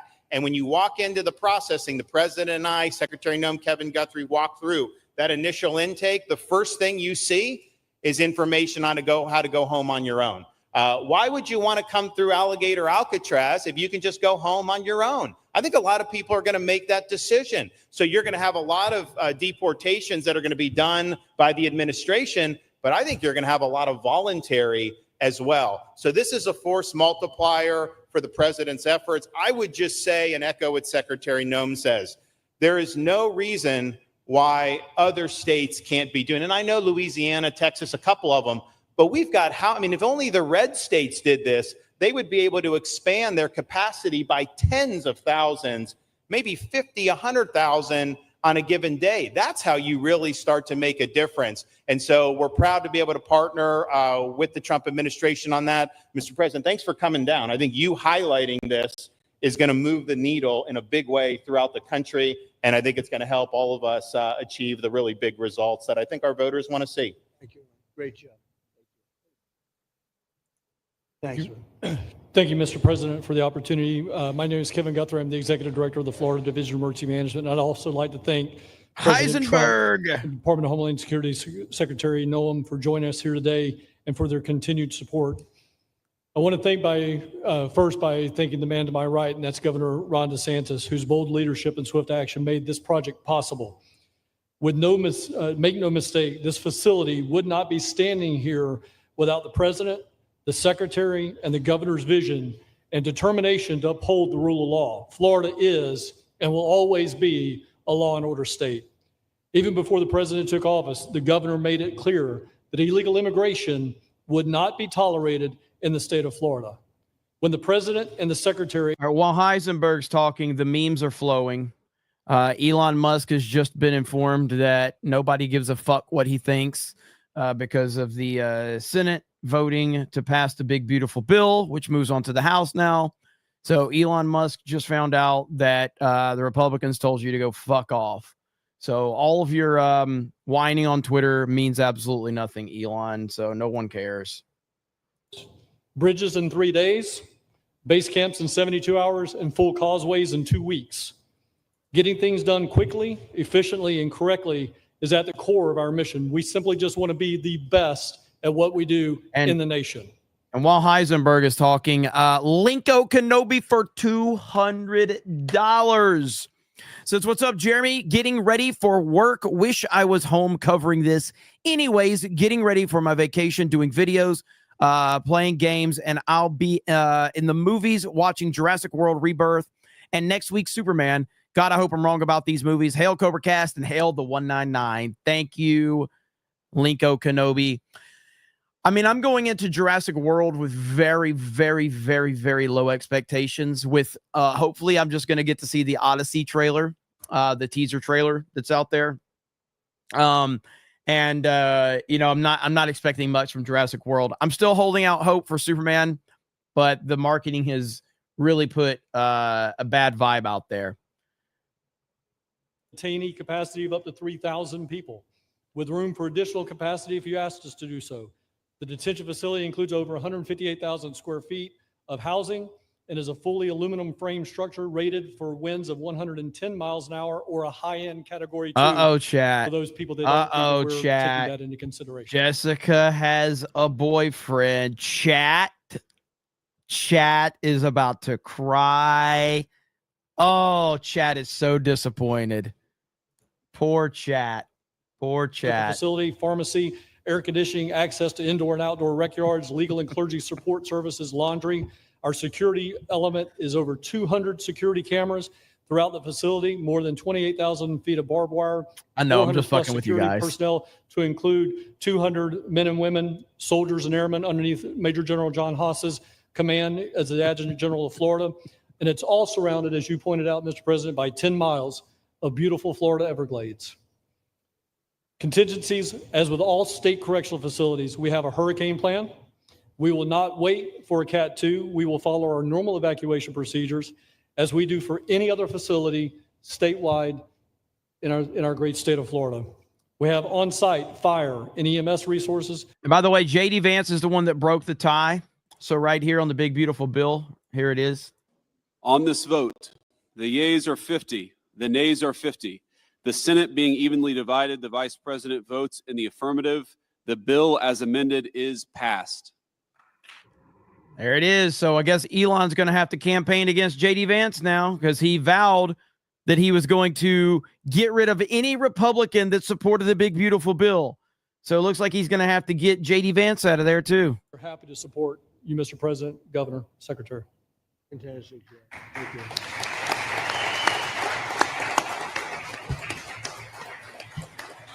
Byron, please.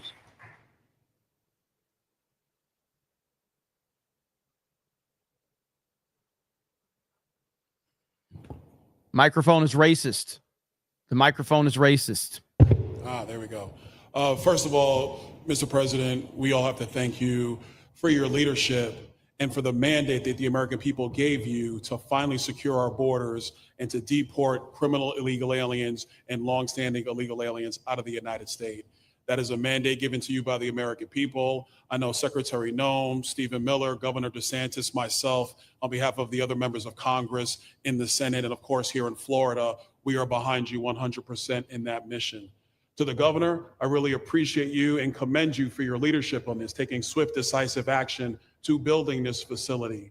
One of the things that has occurred because of the work you did earlier this year with the legislature is that our sheriffs are out there every single day. They are arresting these criminal aliens in our streets, and they're seeing some backlog in their jails. So this facility primarily goes to address some of that backlog and then to help us fulfill the mission that the president has led us to. So Governor, thank you for your leadership and thank you for your decisive action on this. It really does mean a lot to all the people of Florida, of course, the people of the 19th Congressional District.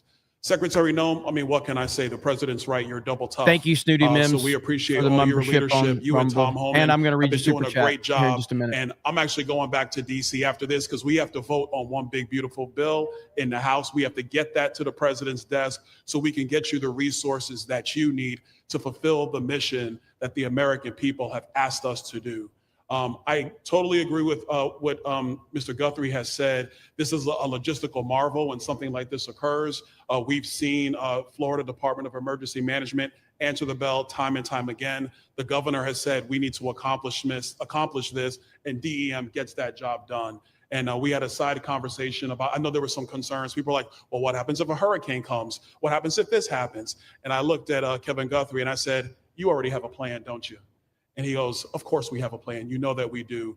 This is what Florida does, Mr. President. And so I want to commend you for your leadership and your vision on this. Governor, thank you for all that you've done with your vision and determination. Secretary Noem, we're going to get the bill done so you get the resources you need. See you, sir. Thank you very much. Oh, thank you. Wow. Thank you. I'm waiting, listening to these wonderful words, and they are music to my ears, but I was also wondering how we're doing, because I know this is prime time. It shows that I care about you because I'm here and I probably should be there, but we do care. Thank you very much. James, please. We're all happy now, James. Yeah. Well, I can speak on behalf of all of our sheriffs, state law enforcement, our police chiefs. We are going to continue to make arrests, our pedals to the metal, as many as we can. We want to fill this place up. The governor and Kevin have shown they can build bridges in 3 days, so why not some detention facilities? Hopefully there's more to come. And you really kind of were the inspiration for this. We like the idea of reopening the original Alcatraz. I don't know if that can happen or not, but we thought, hey. Over on Rumble, Snooty Mims, thank you for becoming a monthly supporter. And also says, Alligator Alcatraz, big, beautiful bill. That's my president. He's like the juggernaut. Once he starts, he can't be stopped. Hail Rumble. Rumble chat has some really great people here. Hail the 199. Thank you, Snooty Mims. And also says, Vance and Rubio 2028 or Vance DeSantis 2028. Hail Rumble and the free speech platform. We got some genuinely good people on the Rumble chat. Hail the chat. Hail the 199. Of that choice, I would take Vance DeSantis over Vance Rubio. I would take Vance DeSantis over Vance Rubio. I appreciate what Rubio's doing. He's doing a great job. I would take DeSantis as VP over Rubio. Diane says, I'm so pissed. I'm tired of getting that ICE block to fuck with them, but you have to be within 5 minutes or 5 miles of the address you're reporting. Don't get too pissed off. You're here in the snake pit. All right. You're here in the snake pit hanging out with us. And as the Commissioner of Agriculture of this state, I've been happy to help lead with the governor and the rest of the cabinet on this issue. We're very proud, Secretary Nolan's here today and others, to represent not only the United States in our efforts to make this commitment to keep our citizens safe, but we're going to continue in Florida to remove the barriers to have your vision come true of a safe United States. We're going to get these illegals, the illegal criminals out of this state, and we really appreciate you and your leadership in this effort. So thank you for being here. Thank you very much. You're doing a great job, too. Thank you. Thank you, Mr. President. Joe Gruters, State Senator. I'm a member of your Homeland Security Advisory Council, your Vice Chairman. Thank you for that appointment. And thank you for coming back to Florida and everything that you do. Every single day you are delivering on the promises that you promised to us at all of the events you've done throughout the years, but specifically this last campaign. You deserve all the credit for everything, and you are surrounding yourself with incredible people like Secretary Noem, Stephen Miller. And just like your big, beautiful bill here in Florida, there was a lot of commotion about our immigration bill. And we had 3 Bs in that: beds, badges, and bad guys. And this goes right along with our beds and the resources. And I give the governor, Ron DeSantis, a lot of credit for stepping up and making sure that we all work together, because at the end of the day, even if sometimes there are skirmishes, as a result of the back and forth, we ended up with a better bill. And we all win. And what we're doing here in Florida hopefully will happen all across the country. You've done, your leadership is amazing. Keep up the great work, and just know that Florida loves President Donald J. Trump. Thank you very much, Joe. Appreciate it for a long time. Appreciate it. By the way, Okeechobee is something that we did together also. And that was a lot of money spent. I hope it was well spent. I know we did a Rolls Royce job, but it's a lot of money that we spent out there together. And how is it going? You can delegate that to us, because we move faster than the Army Corps. Good. So we will finish that reservoir. Good. If you delegate it to us, I'll get it done and much quicker. Oh, I would do that. Yeah. I'll tell you, let me ask myself permission. Permission granted. Go ahead, get the thing, get it complete. You want to do All right, that? we're gonna go talk to the Army Corps then after this. Good. You can go faster. Please. That's the most Trump thing ever. Sir, just first on behalf of the men and women of ICE, we just want to thank you for allowing us to do our job again. You know, your vision and under Secretary Noem's leadership, this is what the American people want. And I hope that you see great results of what we're doing out there every day, getting the worst of the worst out of our communities. Because of you and Secretary Noem, I have the privilege to lead one of the most premier and the finest law enforcement agencies that we do have in the United States. And the men and women of HSI and ERO Miami do incredible work, like you highlighted. And with the governor in the state of Florida, the partnership in Florida has been amazing. The 287G program is only going to help us to identify all those known gotaways and get the worst of the worst out of the neighborhoods. And through our Homeland Security Task Force, we are going to make America safe again. So thank you very much to both you and the Secretary. Thank you, Todd. Great job. Really great job you're doing. Thank you. Please. Good morning, Mr. President. Thank you so much for coming. Again, as Garrett Ripp, I'm the Field Office Director for ICE Euro here for the Miami Field Office. Incredible collaborative work we've been doing together, working with the state, working with our local partners. And again, just the 287G is going to open up that aperture and allow us to get those bad hombres off the street and get them Right. into this facility. And we're looking forward to it. And again, just appreciate all your support. Thank you. Always thank you. You've always been so great. Thank you very much. Please. Good afternoon, Mr. President. On behalf of Air Marine Operations, my name is Andres Blanco. I'm the Executive Director for Southeast Region. AMO continues to execute and support your executive orders. Air Marine Operations brings a unique capability, both in the air and the maritime domains. And in partnership with our Border Patrol, OFO officers, and ERO, we continue to conduct effective operations, both interior, along the border, and along the maritime approaches. Thank you very much. Good job. Good afternoon, Mr. President. Jose Figueroa. I am the acting special agent in charge for Homeland Security investigations here in South Florida, and our office covers from Key West to Fort Pierce. Tremendous collaboration here with the state and our federal partners. HSI is conducting criminal investigations into TDA, MS-13s that are involved in human smuggling, sex trafficking of minors, and we will continue that effort with your support. Governor DeSantis, thank you very much for this facility. Looking forward to continue the great work. Thank you. Thank you very much. Steve, would you like to say something? Our star. Thank you, Mr. President. I just want to say on a personal note, getting to watch what you've done over the last 5 months to deliver on a 50-year hope and dream of the American people to secure the border. When President Trump came into office on January 20th, the United States had endured the largest wave of illegal immigration in human history. Not just American history, human history. And within just a few days, President Trump, through his strength, leadership, diplomacy, and vision, achieved the most secure border anyone in the world has ever seen. When we recently went overseas to the NATO summit, I had senior staff in foreign governments come up to me and ask me how he achieved the Trump miracle on his border and could that be replicated in their countries. For individuals who don't work in this space, to have 0 successful illegal entries in an entire month should be an impossible achievement. There's a 2,000-mile border with one of the poorest countries in the world, and you have open travel from 150 countries into Central America and South America. There are 2 billion people in the world that would economically benefit from illegally coming to the United States. And through the deployment of the military, through the deployment of novel legal and diplomatic tools, through the building of physical infrastructure, through the empowering of ICE and Border Patrol and the entire federal law enforcement apparatus, President Trump achieved absolute border security. And now, once this legislation is passed, he will be able to make that with those resources permanent. Watching what you've done, sir, has been one of the honors of a lifetime. I'm proud to be able to play any role in it. And what President Trump is going to achieve next with the resources in this bill will make America safer, stronger, freer, more sovereign, and more prosperous than it has ever been before. Thank you, sir. Thank you, Steve. Oh, thank you.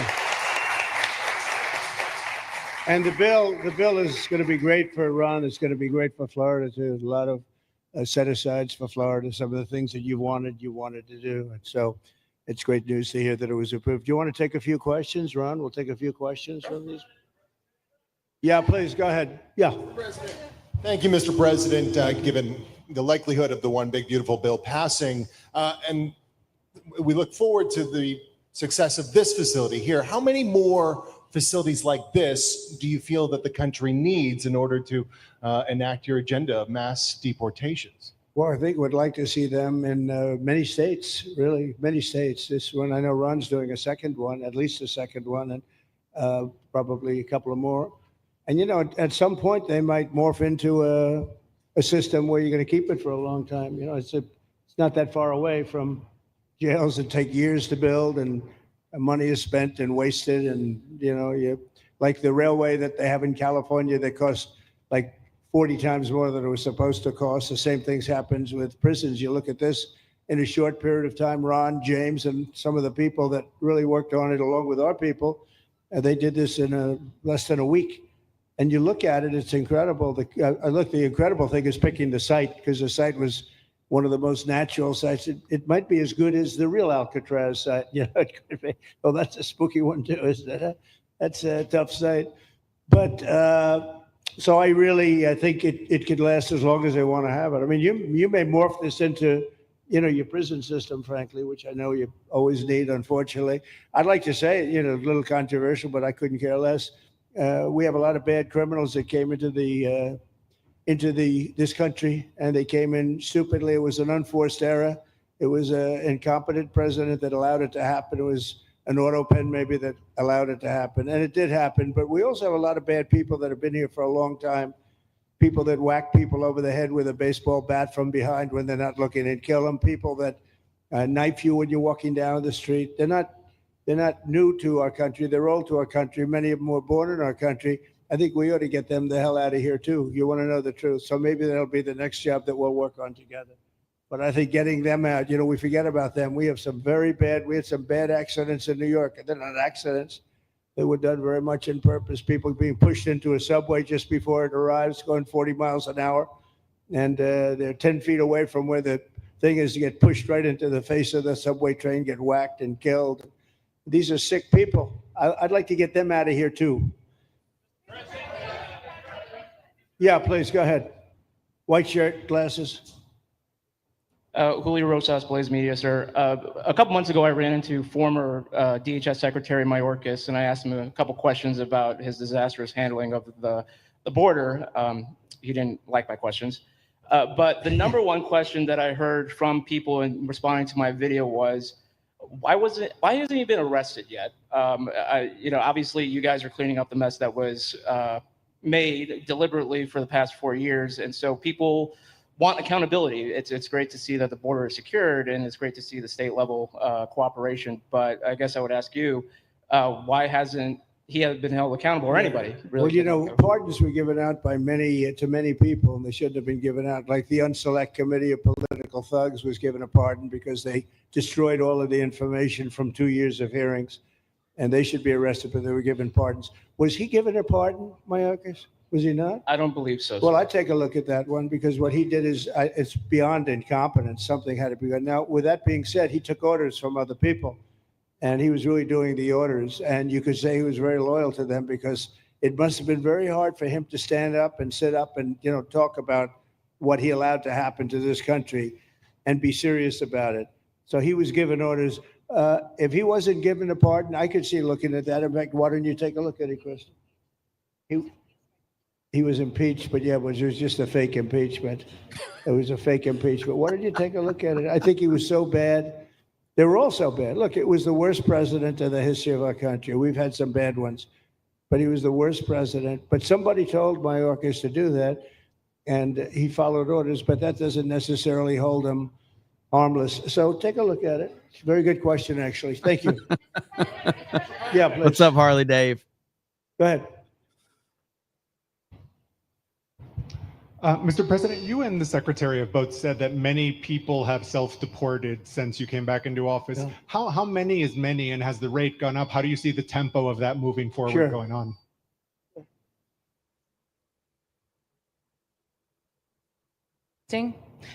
We have had several 100,000, but also we have many that have self-deported, not even using the CBP Home app. When I have gone to these other countries to negotiate security agreements and information sharing on criminals, who's coming and going into their countries, they report that hundreds of thousands have come home that weren't on our radar, that they are coming home on their own and self-deporting because they want the chance to be able to go back to America someday. So we believe it's over 1 million, possibly more than that. I'm asking all of those countries for their information on what they have of individuals that may have returned home, that they have taking advantage of their programs to help them become a part of their civilization again too. So we know it's over 1 million, but we have to, I'm getting more information and that number will grow. If they don't leave, they never get the chance to come back. If we have to take them out, and we will, they'll go out, but they never get a chance to come back. The other way, we actually make it a little bit easier for them to come back. Okay, thank you, good question. Thank you. The bill is now passed in the Senate, but we are already hearing from some Republicans in the House who say they cannot get on board with the changes that were made to the bill in the Senate. What is your message to those holdouts? Well, I just heard that about the Senate, and the bill just passed, and it tells you there's something for everyone. I mean, it's a great bill. There is something for everyone. And I think it's going to go very nicely in the House. Actually, I think it will be easier in the House than it was in the Senate. And just to be clear on the Medicaid cuts, you've promised not to cut Medicaid, said this is all just targeting waste, fraud, and abuse. Are you saying that the estimated 11.8 million people who could lose their health coverage, that is all waste, fraud, and abuse? No, I'm not saying that. I'm saying it's going to be a very much smaller number than that. And that number will be waste, fraud, and abuse. And if you look, they took a much more liberal stance on the Medicaid situation than they could have. They had a tough stance and a weak stance. They took not a very strong stance on that to start off. And it's waste, fraud, and abuse, and everybody wants that covered. What number is that? What analysis are you seeing? I'm not seeing a number, but I know it's much less than the number you gave. And we really were very, very cognizant of three things. Social Security, we're going to take care of it beautifully. Medicare and Medicaid. Yes, agreed, and Samuel. We are going to save it, whereas the Democrats are going to, you won't have it. They will destroy Medicare and Medicaid, and they have to because their numbers don't work. So it's not going to happen. They're the ones that have destroyed Medicare. They have made it so bad already, they're going to make it a lot worse. But now we'll be in charge, so we're going to have no problem with Medicaid or Medicare or Social Security. Thank you. Yeah. Claire Galt with Wink News in Fort Myers. What is your direction to ICE when it comes to arresting farm workers here illegally, other workers in industries that are pretty critical to Florida's economy? Yeah. Well, we're very much cognizant of that. And as you know, I won the farmers by 92%, and I'm not going to be abandoning my farmers. We were strong on the borders, but we're also strong for the farmers and for others in the hotel industry, et cetera. You know, we have similar situations. And Christy and I, and we'll be working with Ron and a lot of the states. We're going to work something where the farmers can be responsible for some of the people they have people around for 10, 15 years that they know very well.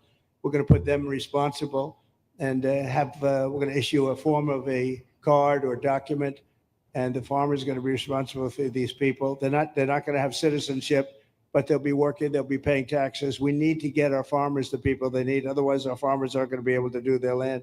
You know, it was tried once before, many, many years ago, where there was a very strong guy, and he got everybody out, and every farm almost in the country, but every farm in California, every farm in Iowa, almost all the farms went bankrupt.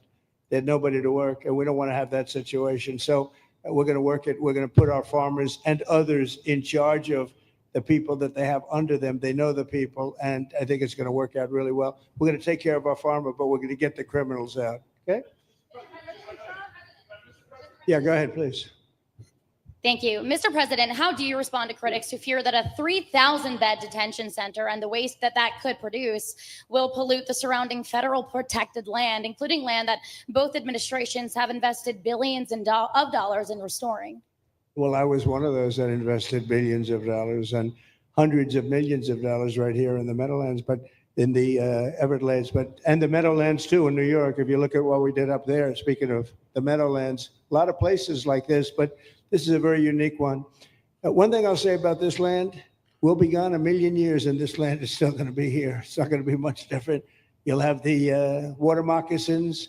You'll have the alligators. You may not have people, but you're going to have all those animals. I didn't hear what around. specifically and you got plenty of you're them out talking here. about. I think it was a brilliant choice. And Maybe somebody in the I chat think heard it. Almost I don't know.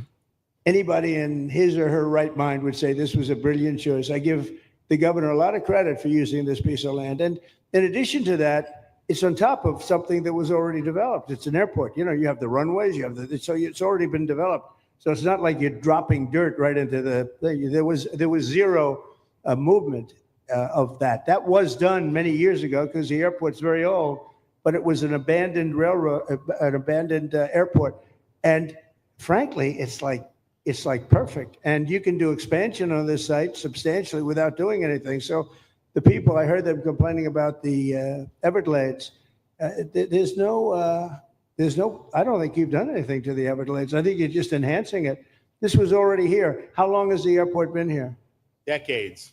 Many decades, yeah. And they have, Kevin, all these guys, you know, have a waste plan, like the wastewater gets trucked out, potable water gets, literally, they have, even our DOT has put things up in case there's any seepage, which we don't. So you are literally doing this on concrete that's already here. So I don't think those are valid and even good faith criticisms, because it's not going to impact the Everglades at all. President's been a champion. We've been a champion, really changed the game in Florida on it. I think it's just people don't want to see illegal immigrants deported, and that's their ideology, and they have a right to that. But illegal immigration is unpopular, so they know that they're going to have less effect. So they're going to try, oh, well, no, it's just about the Everglades. But really, I think a lot of those people, they just don't want to see illegals deported because if you actually hear everyone's here, you obviously know there's zero land that's being disturbed. Well, you know, when we talk about popularity, though, I will say I ran on the issue of illegals and we have to get them out. And I won 82% on that issue. So I think that they may not like certain aspects of it, but ultimately they do not want them in their country. And if this is a part of a use, but I think from an environmental standpoint, it's incredible. In fact, when we landed that very big, heavy plane today, they came out and checked it fairly. I think they want the president to be able to land on a piece of concrete that's not going to go 6 feet underground. And they checked it. They came back and they said, this thing is really solid. So it's been there a long time. It's going to be here a long time. And it was a great choice of a site. Thank you. Yes, please. Brian, go ahead. Yes, sir. The people of Syria were recently seen on the streets waving American flags, chanting Trump, Trump, Trump. They're so appreciative of the economic sanctions that was lifted on that country, giving them a little bit of hope for prosperity. You want to comment on that? Well, they're great people. And the man that is leading them has a reputation. He was the head of some pretty tough organizations. And a lot of people criticized me for that. I said, well, what are we going to do? Take him out of a day school, a country day school?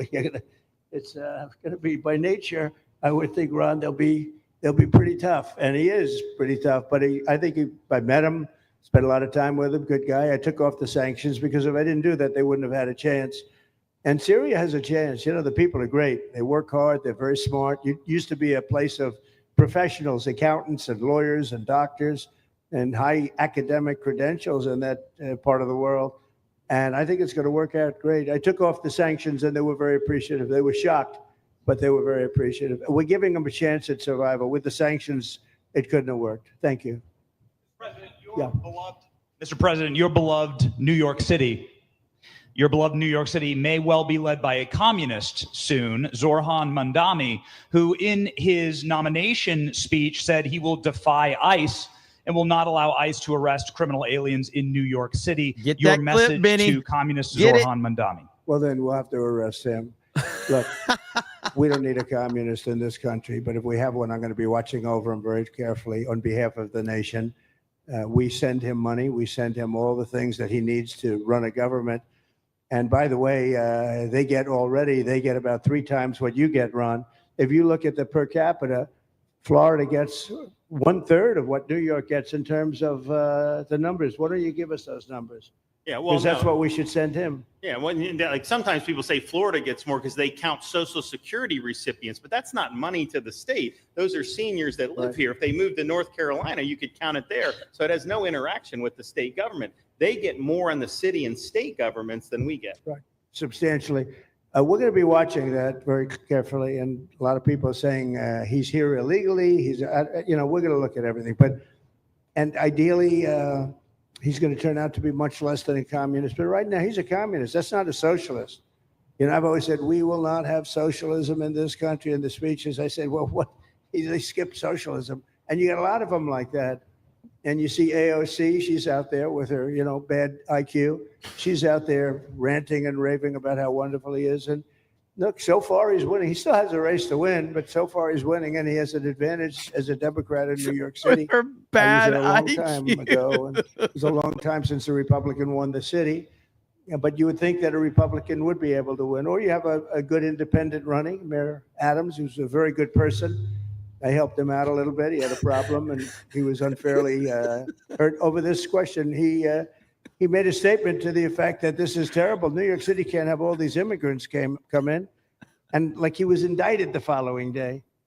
And I said, that was a phony indictment. That it was a phony indictment. That was a Biden indictment. I said, don't feel bad. I got indicted 5 times every time you opened your mouth. That was a bad group. That was a very dangerous group, I will tell you. These were not nice people. That was the only thing they could do. They had no policy. They had no skill. They had no anything. But they were very good at that. They were vicious, horrible people. Thank you very much. Just out of nowhere with that Yeah, one. please go I ahead. know, right?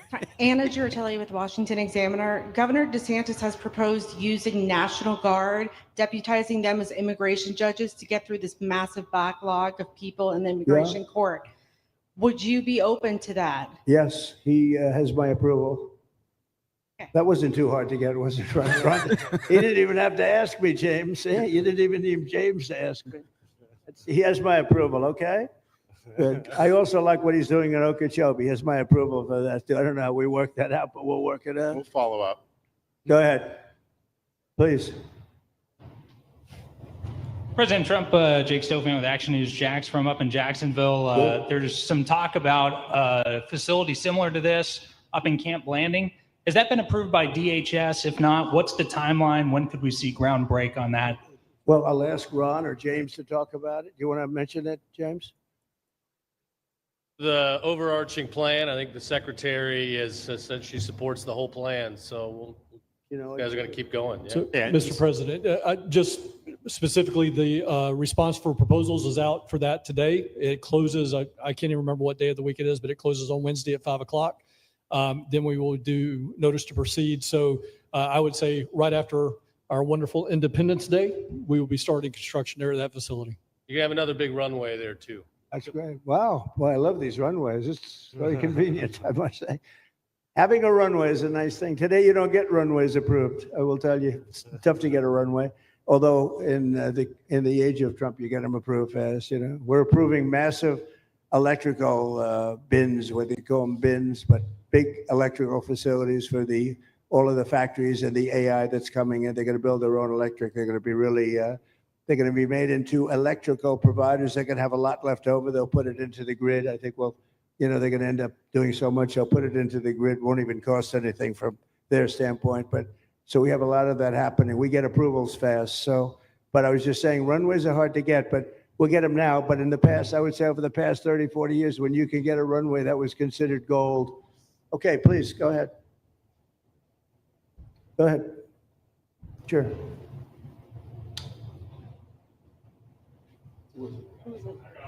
Okay, go ahead. Yes. President Trump, Laverne McGee, News 6 Orlando. You have fulfilled several campaign promises along with the help of Governor Ron DeSantis. What is the next campaign promise that you plan to fulfill to the American people? So we have turned this country around in less than 6 months. And when I was away and I was telling Ron, I was telling some others, I've said it a little publicly, I guess, but I met a lot of very important people. The King of Saudi Arabia, I was there 2 weeks ago, and Qatar, the leader of Qatar, who's great, and the leader of UAE, who's great. These are very substantial people, very smart people, and good people. And all three of them said essentially the same thing, along with many other people, because I just left NATO, and NATO's we took it up to 5%. Nobody can believe that one run. That would be hard, but nobody believes that. What happened in NATO, over $1 trillion a year from like nothing. It was an honor. But every leader said that a year ago, this country was dead. They had no confidence in the United States. They really felt it was a dead country, and it was some bad things were going to happen. But they used the term, it was a dead country. And now they said you have the hottest country anywhere in the world. We're the hottest country in the world right now. And we turned it around fast. I thought it would take longer than this. We turned it around fast. Some of it was psychology.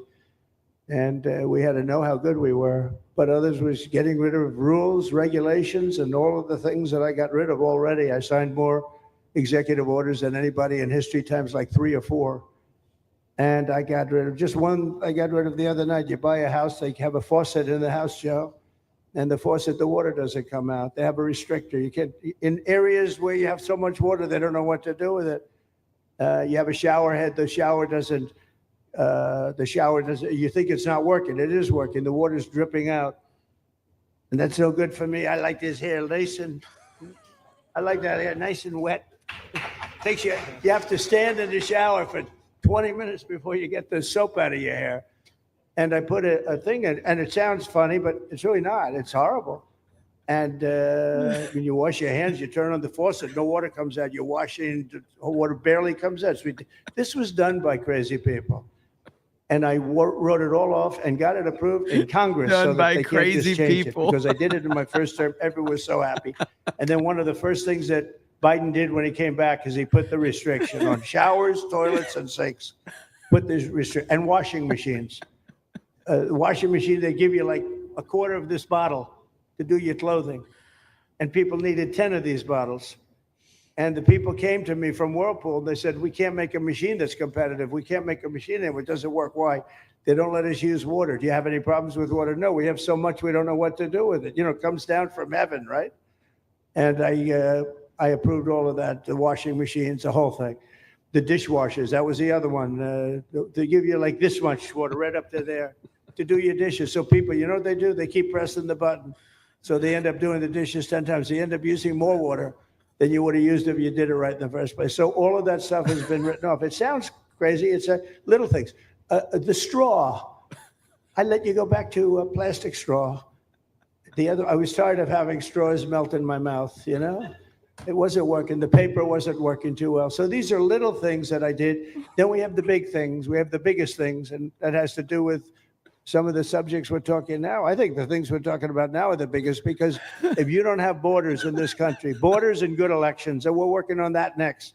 There's some bills coming in that's going to make sure that you're a citizen, that people aren't counted in the voting when, you know, they were here and they're here as illegals and they're criminals in many cases, and they give them a count, and you end up with extra congressmen. We're going to work on that. We're going to straighten that out next. That's going to be easy compared to what we were doing. But we did the big things too. But little things like that, a straw, little things like a washing machine with no water. People go out, they spend all their money on a washing machine. The damn thing doesn't work. You can't use the water. Then you go to your sink and that doesn't work either. You're stuck. You know what you do? You have dirty plates the next day. That's it. And we solved so many common sense problems.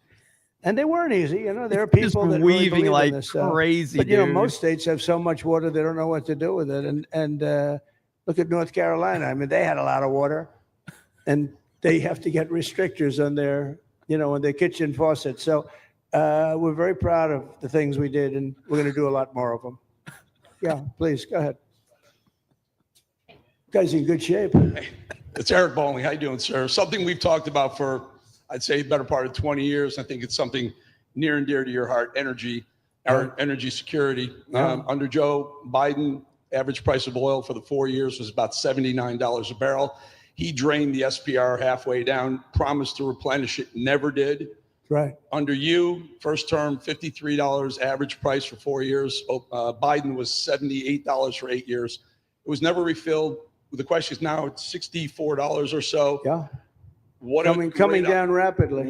Coming down, and what a great opportunity to fix another one of Joe Biden's problems. One of the things he broke in America, giving us the energy security of an emergency SPR. Sure. Fill it to, maybe even go beyond and fill it to 1 billion barrels this time at a much cheaper price. Thoughts on the energy sector? So it holds 77 million barrels, and we had it up to the top, if you remember. And I was proud of that. And I made a deal to buy it at the lowest price of oil. It was a good deal, good instinct. And we filled it up. And when he came. By the way, really quick, the House has just scheduled a final vote on the big, beautiful bill for tomorrow. This puts it on track to hit Trump's desk by July 4th. So that's happening tomorrow. Just hit 199 today in 5 states. 199. Isn't that a nice sound? It was up to $4. 199? He said 199? Going up to 5, 6, and 7. In California, it was $7.70. But we just hit in five states 199, 198. 199. And it's coming down to that level. Let's so go. That'll be a big thing. And one of the reasons the prices and costs are going down when you go to the supermarket, because I said I was going to get costs down. We're getting the cost down. Food is coming down. When I came out, my first week, if you remember, I had a lunatic reporter screaming at me saying, eggs are going through the roof. What are you going to do about eggs? I said, I just got here. I didn't know anything about eggs. I had to call you. I said, look, I just got here. Tell me the problem. Well, they doubled in price and they're going to be 5 or 6 times higher. They were right, actually. I said, let me work on it. And now we have eggs down to the same numbers it was when I first came in. You know, we lowered the cost of groceries. A simple word like that, groceries, it was like almost a strange word. I hadn't heard the word in so long, but what could be more beautiful than the word grocery? And We have the prices way down. We have the energy way down. Energy brought the groceries What down. could if be you wanna more know the beautiful truth. than the You know, word grocery? So we think we're going to get it lower, and we're going to fill up the it's called the Strategic National Reserves. I had it topped out. What does that even mean? And this guy would use them every time before the election. He'd use them whenever they had an election. It was artificial. But believe it or not, as big as that are hundreds of millions of barrels of oil, all filled up at low prices. But it was really meant for wars, and it wasn't meant for keeping your prices down during a holiday so that somebody could get elected. But they used it, and they didn't bring it. The only mistake you made, they didn't bring it a little down. They brought it right down to the bottom. The thing is practically empty. They never filled it up. They never spent 10 cents in filling it up. And we'll do that. When the market is right, we'll fill it up. I want to fill it up when the market's right. Thank you. How about one more question? Okay, please, in the back. Dana Marie McNichol, Fox News Channel. Mr. President, is there an expected time frame that detainees will spend here, days, weeks, months? And does that have anything to do with the immigration judges you just spoke about being trained and staffed here? When you say, what was the first part of your question? Is there a specific time frame you expect the detainees to spend here, days, weeks, months? In Florida? Yes, here at Alligator I'm going to Alcatraz. spend a lot. Look, this is my home state. I love it. I love your government. He I love misunderstood. all the He people around. misunderstood These are the all question. friends I of mine. think. They know them very well. I mean, I'm not I think he surprised that they do misunderstood it. so well. They're great people. Ron has been a friend of mine for a long time. I feel very comfortable in the state. I'll spend a lot of time here. I want to, for 4 years, I've got to be in Washington, and I'm okay with it because I love the White House. I even fix up the little Oval Office. I make it, it's like a Oh, yeah. diamond. It's CNN beautiful. about It's to so lose beautiful. it on wasn't that one. maintained properly, I will tell you that. But even when it wasn't, it was still the Oval Office, so it meant a lot. But I'll spend as much time as I can here. My vacation is generally here because it's convenient. I live in Palm Beach. It's my home. Yep. And I His have a mental very acuity. nice little place, nice little cottage. He's to stay at, right? declining. But we have a lot of fun, and I'm a big contributor to Florida. Pay a lot of tax, and a lot of people move from New York, and I don't know what New York is going to do. A lot of people moved to Florida from New York, and it was for a lot of reasons, but one of them was taxes. The taxes are so high in New York, they're leaving. I don't know what New York's going to do about that, because some of the biggest, wealthiest people and some of the people that pay the most taxes of any people anywhere in the world, for that matter, they're moving to Florida and other places. So we're going to have to help some of these states out, I think. But thank you very much. I'll be here as much as I can. The question was like, how long Very are nice the question. detainees going to With stay that, I'd there? like to just Which is end by impossible. saying I want to thank Ron and James and Impossible all question of the for him to people that have answer. done such a great job, all of your staff. Really fantastic work. And it really started with site selection. You can do a great job, but if you have the wrong site in real estate, you have the wrong site, you're dead. And this was a great site selection, despite what you may read in the environmental press.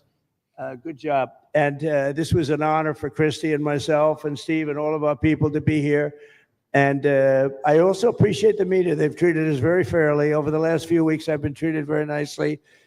And it's so unusual. I'm not used to it, but we've gotten great accolades. Brian, I want to thank you for calling out, because I was waiting here because I knew the vote was taking place and I'm answering questions, right? So I want to thank you very much and say hello to our friend. And I will see a lot of you. Thank you very much. We're going to make America great again. Thank you very much. Thank you. Thank you, Father. So there we go. President Trump, entertaining as always with the weave and everything else that he does.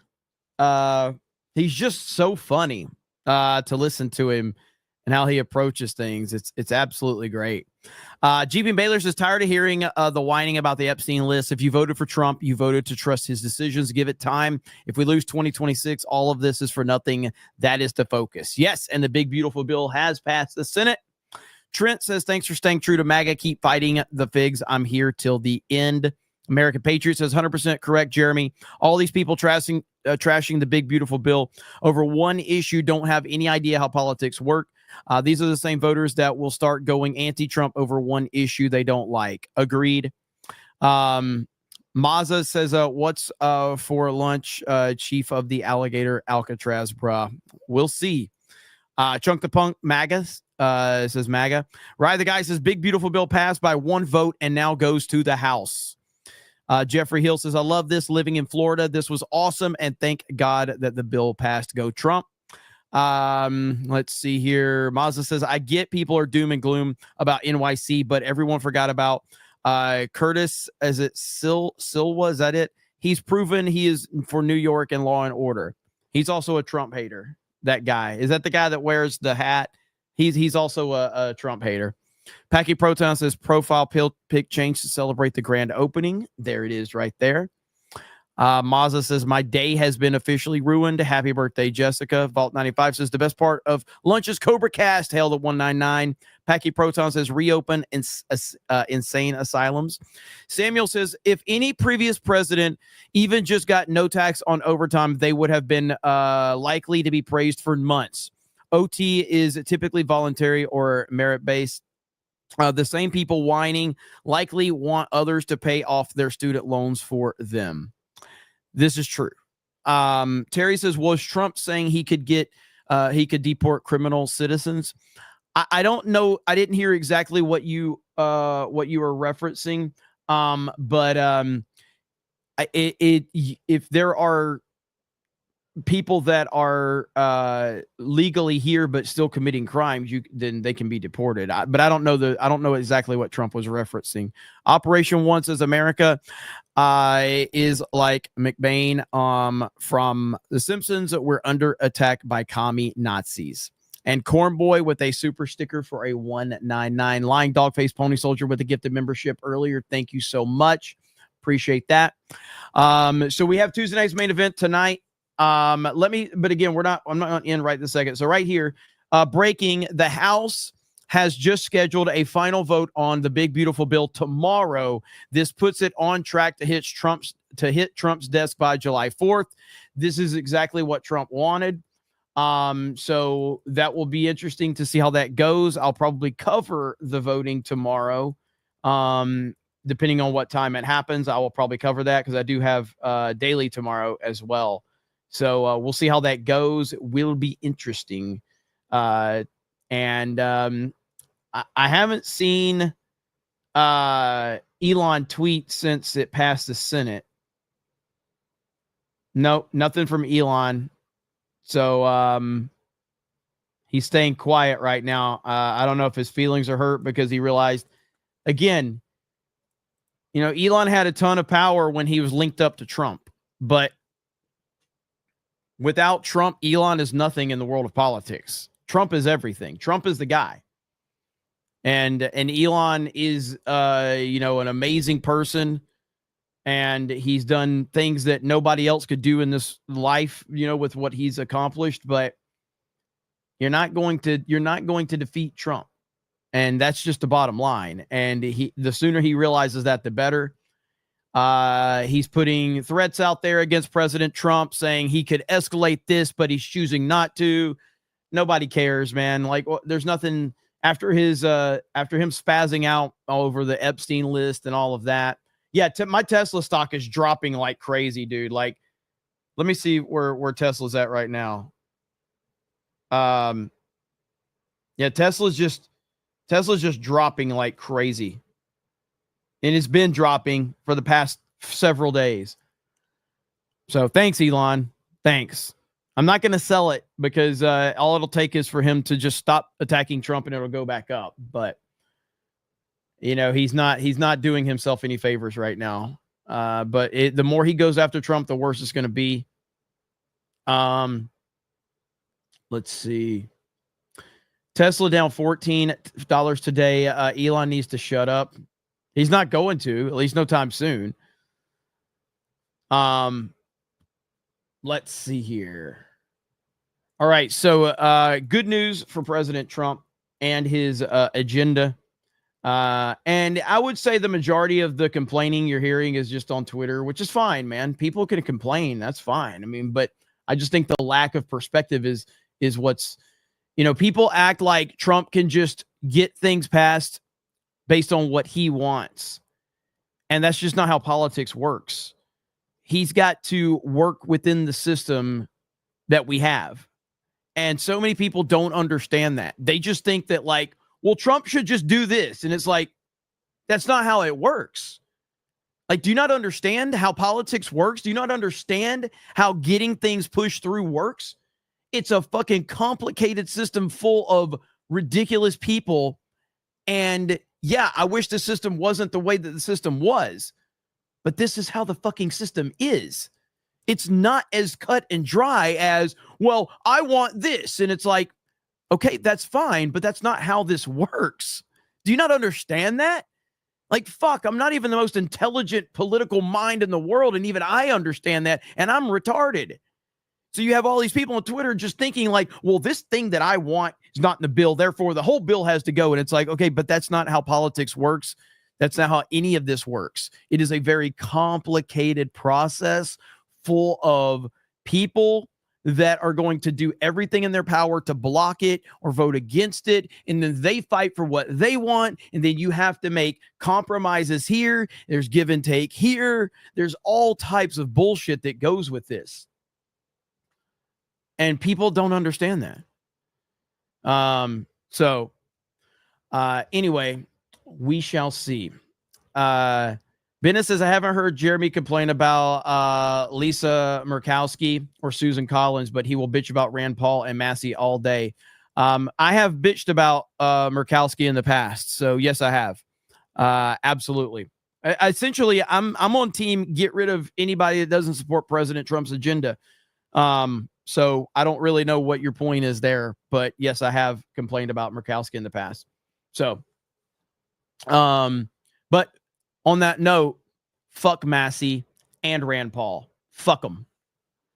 Grandstanding bitches is what they are. And then you have all of the libertarians out there going, these are the only men that stand on principle. Well, Rand Paul ran for president. How'd that work out for him? How'd that work out for him, libertarians? Libertarians are legends in their own mind. They think that they actually have a following, and they don't. Nobody gives a fuck about you. You have your 2%. Congratulations. Go ahead and run for fucking president. See how it works out for you. Nobody gives a shit about libertarians. Libertarians are the biggest fans of libertarians, and they think that everyone else thinks that they're important, but the reality is we're all just laughing at you because you're irrelevant as fuck. And that's just the tough reality of it right there. So there you go. I didn't know it was gay. Says, like I say, AOC is a bad IQ individual. This is so fucking good, dude. It really is. For him to say bad IQ is so good. All right, we're going to end it there. We got Tuesday night's main event coming up tonight on the Main Geeks Gamers channel. You guys have a good evening. We'll see you over there. And then I may go live again tonight, or I may go live on my gaming channel later after Tuesday night's main event. Who knows what we'll do? You guys know how unpredictable I am, so time will tell. Appreciate you guys. Thank you for the super chats. Also, real quick before we go, CobraCast merch is live. The new official CobraCast logo.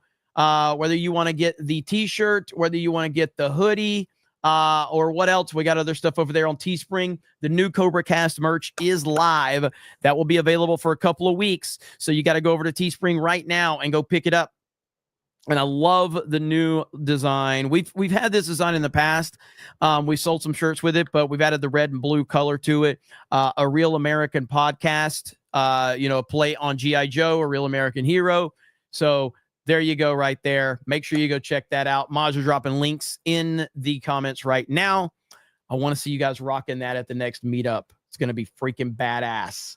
It's awesome colors, man. I love these colors. I love the look of it. And so this will be the CobraCast logo moving forward right there. So thank you guys. Have a good evening. And we'll talk to all of you later. Bye, everyone.